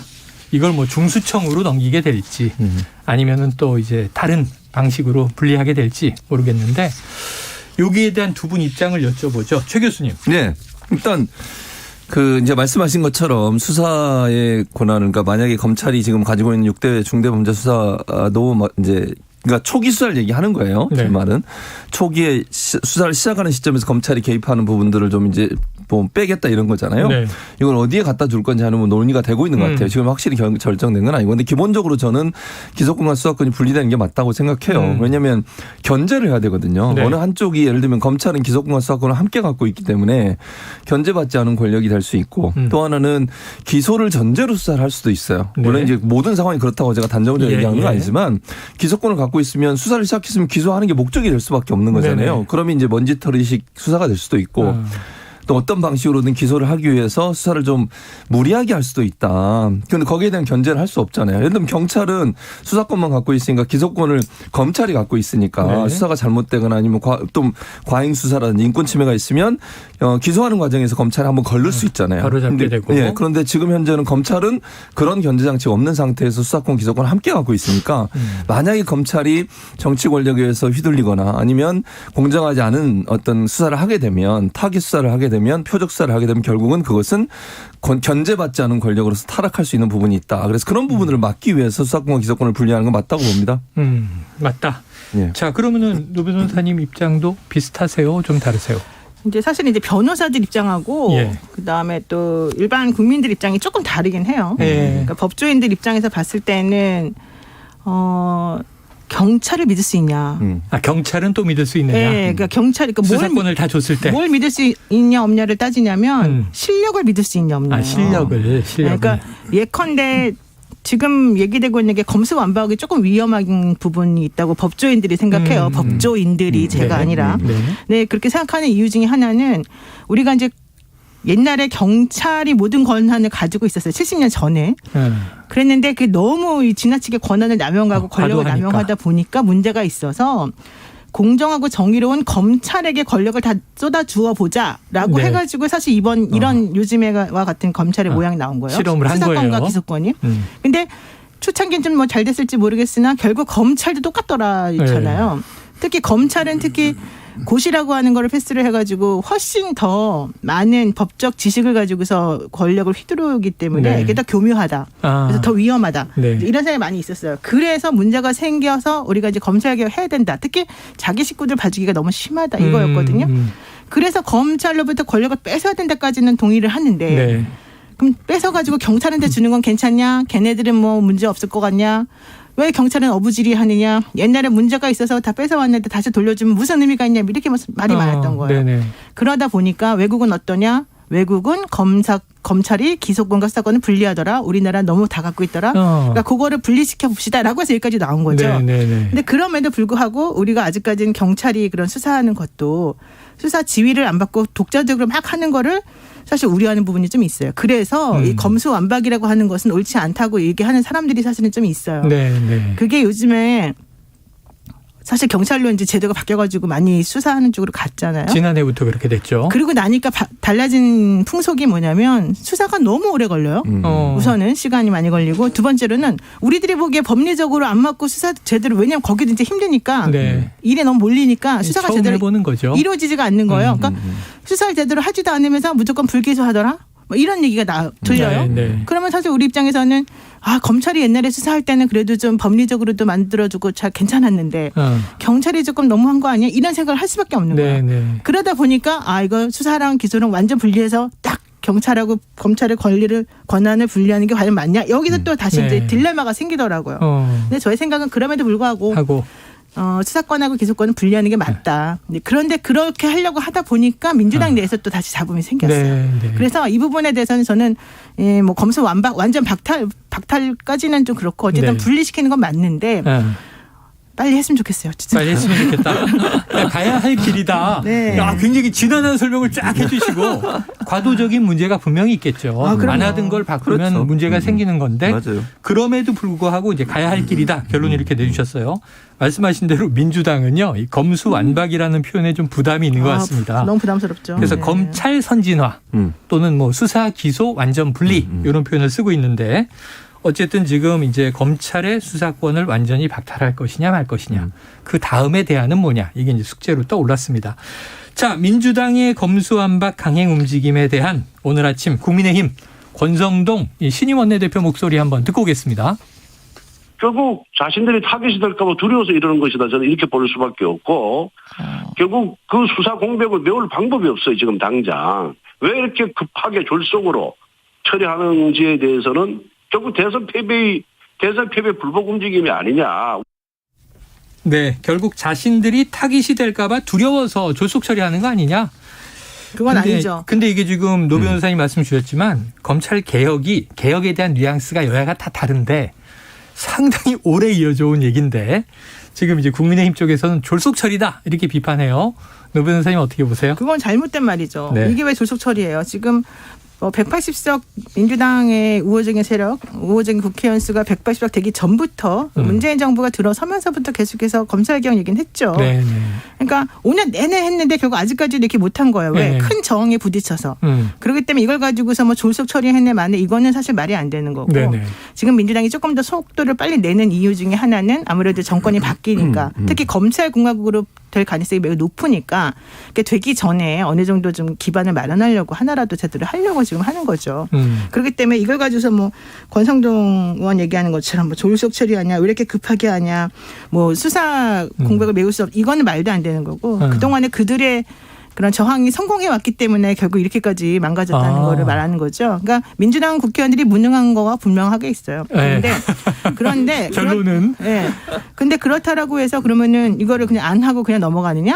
그러면은 제가 봤을 때는 5년의 후퇴가 아니라 50년의 후퇴가 됩니다. 왜냐하면 검사들 지금 하는 태도를 보십시오. 초창기에는 윤석열 당선인도 마찬가지입니다. 초창기에 노영민 비서실장 등등 여러 사람들이 인사 검증하고 확인하고 그랬을 때는요. 검찰개혁 당연히 해야 됩니다라고 해가지고 다 오케이 받은 다음에 갑자기 다 바뀌는 거잖아요. 네네. 권오수 총장 지금도 보세요. 자기는 뭐 자리 연연 안 한다고 하면서 김오수 총장 자리 연연 안 한다고 그러면서 검수완박은 반대다 이러면서 또 다 반대 입장이잖아요. 그러니까 이 얘기는 검사들이 자기가 가지고 있는 권력을 내놓고 싶어하지 않는 건 너무 당연하기 때문에 여기서 만약에 후퇴해서 국민의힘이나 대통령 당선인이 얘기하는 것처럼 하려면 50년 후퇴라고 저는 사실 봐요. 말씀하신 대로 참 이게 검찰 조직에 아주 기본적인 생리인 것 같아요. 네, 그렇죠. 지금 오늘 이제 전국 이 지검장 회의가 열리고 있는데 김우수 검찰총장 어찌 보면 이제 직을 걸겠다 이런 얘기까지 하면서 강경하게 이제 반대 입장을 내고 있습니다. 그런데 아까 민주당도 무능하다. 그럼요. 검찰도 5년간 끈질기게 저항해 왔다 이런 얘기를 하셨는데 지금 좀 논란의 기점이 있어요. 지난주 목요일 법사위 사보임 사건인데 이게 무소속 양향자 의원을 야당 몫으로 넣은 거예요. 안건조정위원회가 열리더라도 민주당이 일방적으로 좀 빨리 진행할 수 있도록 일종의 꼼수를 쓴 거 아니냐. 그럼 이게 좋아 보이지는 않는 거 아니냐. 최 교수님 어떻게 보십니까? 그러니까 이제 이 부분에 대해서 그렇게 오해받을 소지가 있어요. 있다. 저는 있다고 봐요. 그러니까 오해받을 소지라고 제가 말씀을 드렸고 이건 제가 왜 사보임을 했느냐 이제 언론을 봤더니 언론에 보도는 이렇게 나왔어요. 민주당 입장은 그 지금 양향자 의원이 소속돼 있는 그쪽 위원회가 그 상임위가 그러니까 비교섭 단체가 3명이나 있다는 거예요. 그러니까 너무 많아서 그래서 이제 사보임을 한 거다라고 얘기를 해요. 한 명을 옮기게 됐다. 왜냐하면 교섭 단체보다 비교섭 단체가 너무 한 위원회에 집중돼 있어서.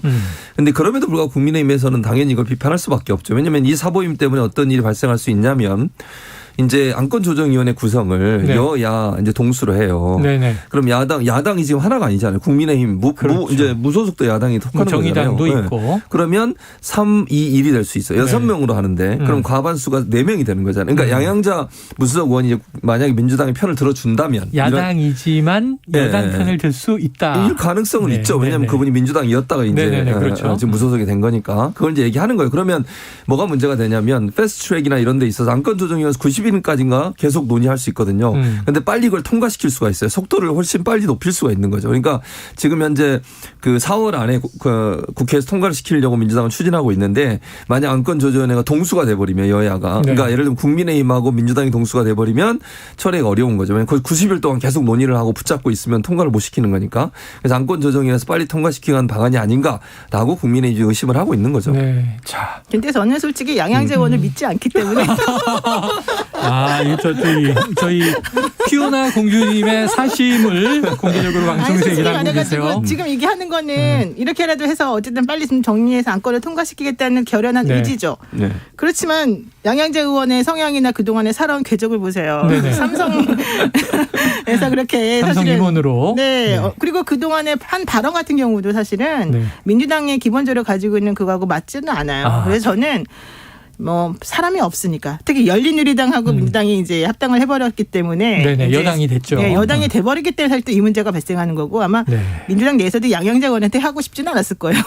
그런 여러 가지 걸 좀 생각해 봐야 됩니다. 이게 종합형 오해의 여지는 있으나 믿을 수는 없다. 이렇게 결론이 나버리네요. 지켜볼 상황입니다. 지켜볼 상황이고요. 자, 그런데 이제 이런 거예요. 5월 10일이면 새 정부가 시작이 돼요. 그렇죠. 그럼 이제 윤석열 대통령인데 전직 검찰총장입니다. 그렇다면 이 법안이 입법부 국회를 통과하더라도 대통령이 거부권을 행사하지 않겠느냐. 그렇죠. 그러니까 이 거부권 행사를 막으려면 취임 전 지금 한 달 내에 처리를 해야 되는 경랑이 한 달인데 노 변호사님 이게 될까요? 너무 급하지 않나요? 4월 안에 그래서 처리를 해야 돼요. 4월 내로? 그래서 민주당 내에서 중수청 설치하거나 특수수사청 만들어가지고 그런 수사 권한을 옮겨가지고 이걸 아직까지 못한 거야 이 사람들이. 근데 그거를 지금 계속 우기고 주장하고 관철시키려고 하면 4월 안에 어떻게 되겠습니까? 안 돼요. 그러니까 사람들이 뭘 했냐면은 의총할 때 그냥 그러지 말고 그 6개 중대 범죄 관련해서 검찰이 수사할 수 있는 그 항목 아예 빼버리자. 그러면 빼버리게 되면 결국 수사권이 전부 다 경찰로 넘어가니까 자연스럽게 경찰이 그냥 편하게 일단 하나로 가보자는 거였어요. 그랬더니 그걸 가지고 또 민주당 내 사람들이 국회의원들이죠. 야 그렇게 되면 어떻게 되냐. 너는 중시장 하겠다 그랬다가 안 했다 그랬다. 이게 무슨 말이야. 그래서 내부적으로 우리들에게 왜 이렇게 검찰권과 그 수사권과 기소권을 분리시켜야 되고 검찰개혁 해야 되는지를 설득해라 이런 말을 했다는 거예요. 약간 이상한 사람들 아닙니까? 민주당 국회의원들을 그렇게 말을 해버리면 사실은 그럼 그동안에 국민들이 생각하면서 설득했던 그런 것들은 다 뭐가 돼요. 그래서 제가 봤을 때 정말 이게 너무너무 이 국회의원들이 게을러 빠져가지고 이렇게 일이 벌어진 거라고 생각하고 게을러 빠졌단 말이 잘못이고 게으르셔서 이렇게 된 거는 문제가 된 건데 어쨌든 저는 그래도 하나라도 빨리 통과시킬 수 있게끔 해야 되는데 어렵다. 어렵게 생각합니다. 그래요. 자, 지금 이제 이게 복잡한 게 뭐냐면 입법부 입장, 여야 입장 완전히 다르지만 또 민주당 내에서도 지금 획일된 당론이라든가 뭐 방안이 나온 건 아니고 지금 뭐 설왕설래하는 것 같아요. 근데 이 와중에 또 지금 이 박범계 법무부 장관의 입장도 있습니다. 이 법무부 장관 본인의 입지가 지금 뭐 좀 좁아져 있다 이런 얘기도 나왔고 대검과 법무부 검찰국과 상의할 틈도 없이 반대 입장이 나왔고 이 법무부 검찰국의 입장을 전달받았다 이런 얘기도 했는데 지금 법무부는 어떤 상황으로 보세요? 그러니까 법무부도 사실은 이게 해프닝이라고 저는 개인적으로 보지 않지만 네네. 뭐 언론에 보도가 됐으니까요. 네. 그 박범계 장관이 그 수사 지휘권 그러니까 네네. 지금 현재 김호수 검찰총장이 수사 지휘권 한동훈 검사장 관련해서 그거를 다시 부여하려고 수사 지휘권을 발동을 하려는 회의를 했다는 거잖아요. 네네네. 그때 이제 법무부에 검찰에서 파견 나와 있던 법무부에 있는 검찰 출신들하고 네네네. 회의를 했는데 그 내용이 회의하자마자 중간에 흘러나가서 언론에 보도가 됐다는 거잖아요. 네네네. 그러니까 저는 개인적으로 박범계 장관 입장에서 얼마나 이 허탈감이 들겠습니까? 제가 허탈감이라고 표현했으면 다른 표현이 있어요. 근데 제가 그 표현을 쓰지 않는 건데 그러지 않겠어요? 자기는 그래도 자기와 함께 일했던 아무리 검찰 출신이라도 일했던 국장들이잖아요. 법무부에. 근데 검찰 출신들인데 그분들 믿고 얘기를 했는데 논의를 하자는 거잖아요. 이걸 그렇게 하는 게 어떻겠냐. 왜냐하면 한동훈 검사장에 대해서 무혐의 처분을 내려는 의도가 보였고 그래서 그건 국민 정서에 맞지 않으니 수사를 계속 할 수 있도록 좀 그 검찰총장 왜냐하면 그 전에 그 윤석열 총장에게 내려졌던 그 지휘하지 말라고 했던 한동훈 검사에 관련 그게 계속 유효하다는 거죠. 총장이 바뀌었는데도. 그래서 김호수 총장한테 그걸 다시 부여하려고 수사지휘권 발동을 하기 위해서 어떠냐고 의견 물어봤는데 그 의견이 바로 새 나가가지고 언론에 보도. 그 이유 좀 그렇잖아요. 그게 법무부의 현상이에요. 그러니까 현실이라고 저는 생각해요. 그러니까 검찰 출신들은 제 개인적인 생각은 검찰 편 듭니다. 네. 자, 검찰 편 든다. 하나만 들어드릴까요? 제이 클레이톤님께서 그나저나 최진문 교수님 마스크 쓰시고 눈만 보이니까 집 앞에 정비소 사장님 같아요. 지금 이게 딱 눈에 들어와요. 투잡하시는 겁니까 지금? 아닙니다. 저는 정비소를 운영하지 않습니다. 교수의 방송 출연에 정비소까지 쓰리잡 아니면 쓰리잡? 아닙니다. 네, 이게 봐요. 맨눈이에요. 청취자님들이 다 보고 계세요. 대단해. 쓰리잡으로 일단 추정을 하고요. 무슨 말씀을. 자, 이 와중에 오늘 오전 10시부터 이 전국 검사장 회의가 긴급하게 열리고 있습니다. 여기서 김호수 총장 발언을 한번 듣고 오죠. 시행된 지 1년여밖에 되지 않은 형사사법 제도가 제대로 안착되기도 전에 검찰 수사 기능을 완전히 폐지하는 논의가 가시화되고 있는 상황입니다. 검찰 수사를 제도적으로 금지하는 것은 선진 법제에서 유례를 찾아볼 수 없습니다. 검찰이 수사를 못하게 되면 범죄자는 제대로 처벌되지 않고 피해자의 고통은 늘어납니다. 만약 검찰 수사 기능이 폐지된다면 검찰총장인 저로서는 더 이상 직무를 수행할 아무런 의미가 없습니다. 저는 직에 연연하지 않겠습니다. 어떠한 책임도 마다하지 않을 것입니다. 저와 대검은 여러분들의 뜻을 모아 사력을 다해 국민을 위한 형사사법 제도를 지키겠습니다. 야, 오늘 요 발언이 나오자마자 직에 연연하지 않고 형사사법제도를 지키겠다. 이게 뭐 이제 검찰 조직을 지키겠다. 검찰의 지금 현재 기능을 지키겠다. 이렇게 해석이 되는데 검란 사태 얘기가 벌써 보도되기 시작해요. 옵니까? 노 변호사님? 아유, 지금 뭐 조직적으로 움직이죠. 네. 김호수 총장 발언 보세요. 되게 저는 이 말이 사실은 우리가 무슨 뜻인지 한번 해석해 볼까요? 예. 검찰 기능이 폐지된다면 검찰총장인 저로서는 더 이상 직무를 수행할 아무런 의미가 없다. 직에 연연하지 않는다. 어떤 책임도 마다하지 않겠다. 예. 무슨 말입니까 이게 도대체가. 인수위에서 벌써 나가라고 한 지가 언젠데. 그때 임기 지키겠다고 그러지 않았어요? 임기 지키겠다고 하시면서 꽃다발 다 받았잖아요. 네. 그럼 본인이 지금 이거 가지고서 만약에 맞습니다. 검수완박에 협조하겠습니다 하면 그 조직에 있는 검사들이 맞습니다. 당신 훌륭합니다 하겠어요? 당연히 욕을 엄청나게 하겠죠. 내부에서. 그러면 사실 뭐 조금 있으면 떨려나갈 이 자리가 이분에게 무슨 의미가 있겠습니까? 네. 저는 그래서 뭐 어떤 책임도 마다하지 않겠다 이런 말은 전 정말 의미가 없는 말이고 정말 편한 말이다. 네. 하려면 차라리 처음부터 본인의 색깔이 명확하게 검찰총장 임명할 당시부터 초지일관하는 모습을 보이던가 어차피 이분들은 이렇게 할 거라고 우리가 다 예상했죠. 예. 이게 정권이 바뀌게 되면. 그래서 이게 있어요. 검찰 조직에게 검찰 조직을 바꿔야 된다라고 하는 그런 특명을 그 막중한 일을 시킬 때 혹은 하라고 할 때 그 맨 수장을 바로 그 검찰에서 뽑아서 올려놓으면 그 수장은 결과적으로 어떠한 사람들의 편을 들어주겠어요. 검찰은 검찰이에요. 검사는 검사. 뼛속 깊이 검사. 검사는 무조건 검사. 죽어도 다시 태어나도 검사예요. 해병대보다 더 센 게 검사예요. 결론적으로 이렇게 될 거라고 분명히 나왔다고요. 그러니까 그렇게 되기 전에 정확하게 좀 일들을 좀 빨리빨리 하셨어야 되는 거죠. 그래요. 알겠습니다. 시간은 없고 갈 길은 멀고 지금 이제 짧게 남은 시간 동안 그럼 최 교수님께 한 가지 질문 드리면 그런데 이게 실행 가능하겠느냐. 민주당이 오늘 당론 결정한다고는 해요. 그런데 이 다가오는 6일 지방선거에 결국은 지지층을 재결집해야 되는데 검찰개혁도 안수 못하고 여기서 이제 야당이 돼버리면 지지층 비판이 좀 걱정이 되니 지지층 결집을 위한 선거용이다 이런 해석도 있어요. 어떻게 보십니까? 그러니까 선거용이라고 저는 생각하지는 않고요. 이게 사실은 문재인 정부에서 검찰 개혁하겠다고 약속을 했잖아요. 그 약속이 지켜지지 않은 거고 중간에 한번 시도했는데 그게 완결된 건 아니에요. 그러니까 지금 6대 중대범죄는 어쨌든 검찰이 계속 수사를 하게 돼 있고 이런 상황이라고 보면 완성을 못한 거죠. 그런데 그 부분이 사실은 지지층의 상당한 비판을 지금도 받고 있어요. 언론개혁, 검찰개혁하라고 그렇게 지지층을 얘기했는데. 180석 몰아줬는데 그렇죠. 이런 얘기 나오는 거죠. 한 게 뭐 있냐 이런 비판이거든요. 근데 만약 이번에도 그냥 넘어가면 지지층들이 과연 계속 민주당을 지지할 수 있을까. 그런 의문이 생기기 때문에 저는 만약에 민주당이 그런 선택을 했을 경우에는 후폭풍도 대단히 클 거다. 이건 당연히 지지하지 않는 사람들은 계속 지지 안 하실 거고요. 지지하는 분들만 해도 떨어져 나갈 수 있는 위험성은 존재하고 있다고 보여집니다. 알겠습니다. 자, 오늘 또 이 지검장 회의 끝나면 여러 가지 뉴스가 또 쏟아져 나오겠죠. 지켜보도록 하고요. 오늘 주간 이슈 먼데이 최진봉 교수, 노영희 변호사와 함께했습니다. 두 분 고맙습니다. 감사합니다. Splish splash, I was taking a bath. Long about a Saturday night. 점심 먹고 유쾌한 시사 디저트 한 입. 최영일의 시사본부.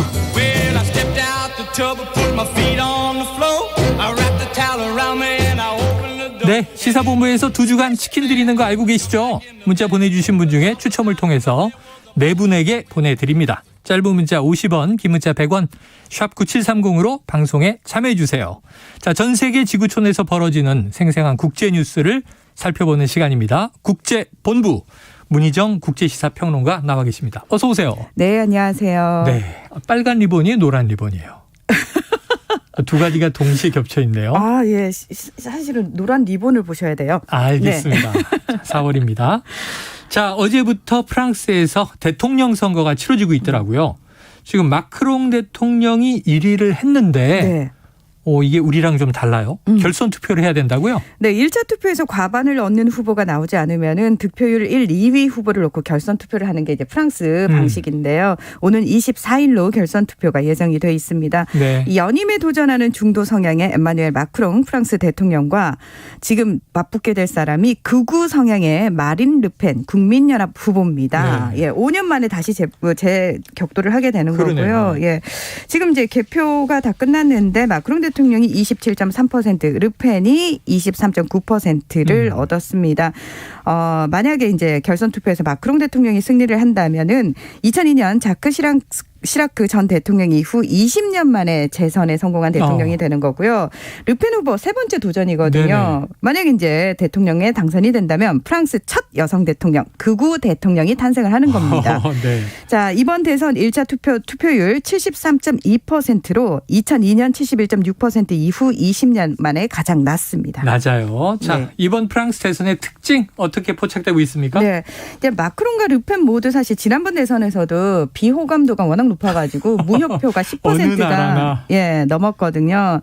자, 그럼에도 이제 당시 나치 지배를 경험한 우리가 극우 후보를 뽑을 수는 없지 않느냐라고 해서 마크롱에 몰아주면서 일명 공화국 전선 양상이 뚜렷했는데 자, 이번에도 뭐 그런 상황 벌어지지 않겠느냐. 근데 이번엔 조금 분위기가 다르다고 그래요.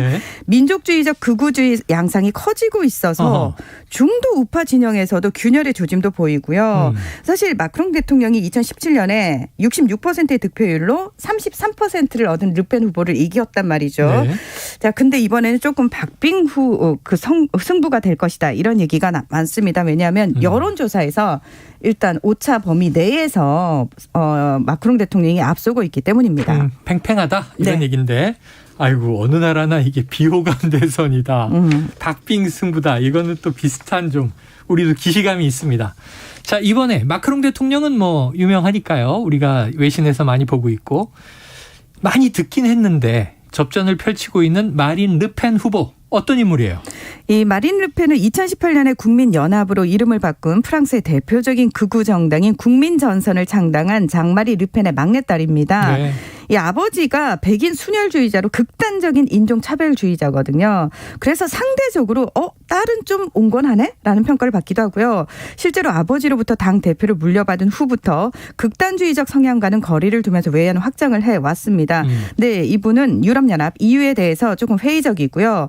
또 러시아로부터 선거 자금을 빌리기도 하고 2014년에 나는 푸틴을 존경한다 이렇게 말할 정도로 상당히 친러시아 성향입니다. 네. 그리고 이슬람과 난민에 대해서 규제를 강화해야 한다는 입장인데요. 이분은 프랑스 우선주의 그리고 프랑스의 국민적 통합을 이번에 외치고 나왔습니다. 그래서 미국과 궤를 함께하고 있는 유럽 국가들 입장에서는 르펜이 당선되는 것에 대한 불안과 거부감이 상당한데요. 실제로 많은 전문가들은 르펜이 당선이 되면 유럽연합과 나토로부터의 탈퇴를 추진하고 러시아에 대한 제재부터 완화하려 들 것이기 때문에 러시아에 대항하는 서방연합의 결속력이 약해질 수밖에 없을 것이다. 이런 분석을 내놓고 있습니다. 지금 뭐 유럽연합에서 영국도 떨어져 나가서 브렉시트인데 네. 여차하면 뭐 프랑시트가 벌어질 가능성도 있다. 자, 2주 후에 있을 프랑스 대선 결선 투표 결과가 여러 면에서 중요해 보입니다. 자, 한편 이 스리랑카로 가보면요. 이 대규모의 반정부 시위가 벌어지고 있다고요? 무슨 네. 얘기입니까? 지난달 말부터 야권과 시민들이 심각한 경제 위기를 촉발한 고타바야 라자팍사 대통령의 사임과 함께 정재계 전반의 권력을 독점하고 있는 라자팍사 가문의 퇴진을 요구하고 있습니다. 네. 이 대통령이 시위를 막기 위해서 지난 1일부터 비상사태를 선포를 하고 통행금지령, SNS 차단까지 했지만 시위가 전국 곳곳으로 확산이 됐고요. 자, 그러니까 이제 긴급 방법으로 스리랑카 정부가 이 내각 장관 26명 전원 총사퇴 그러면서 야권 인사들을 포함한 연립내각 구성을 하겠다 얘기를 했지만 야권 네. 측은 이건 눈 가리고 아웅이다. 제안 거부했고요.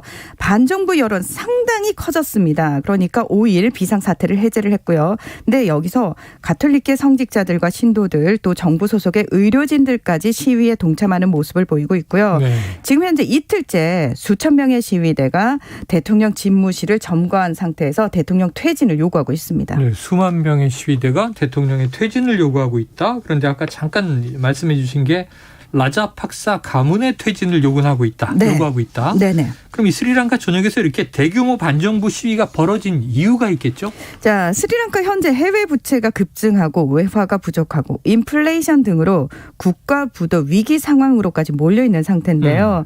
1948년 영국으로부터 독립한 후 최악의 경제 위기다. 이런 얘기가 나오고 있습니다. 네. 어느 정도냐면 민영버스의 25%만 운행될 정도로 대중교통이 마비가 됐고요. 지금 필수 의약품이 부족합니다. 심지어 마취약이 없어서 시급하지 않은 수술은 연기가 되고 있고요. 종이를 사올 돈이 없으니까 학교 시험도 연기가 됐고 교과서도 인쇄가 되지 않습니다. 그리고 전력난으로 가로등은 꺼진 상태고요. 하루에 13시간씩 단전이 이루어지고 있을 정도입니다.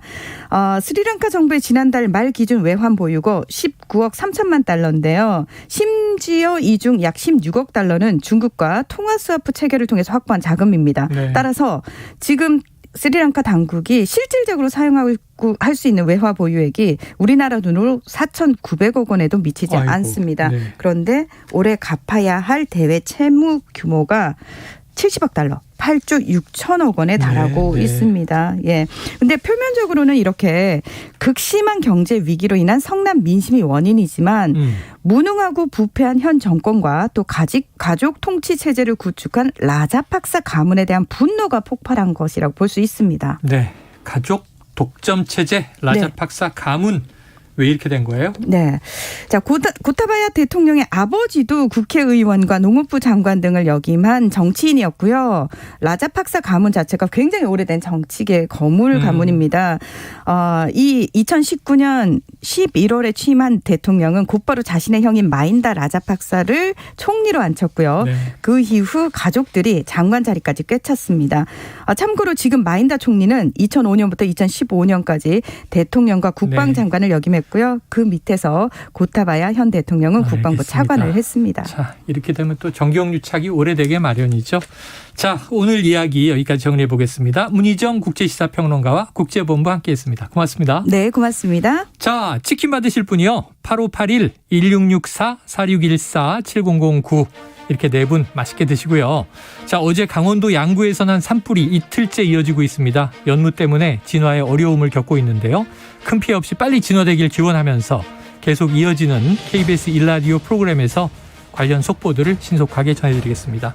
최영일의 시사본부 오늘 준비한 내용은 여기까지입니다. 저는 내일 12시 20분에 다시 돌아옵니다. 청취해 주신 여러분 고맙습니다.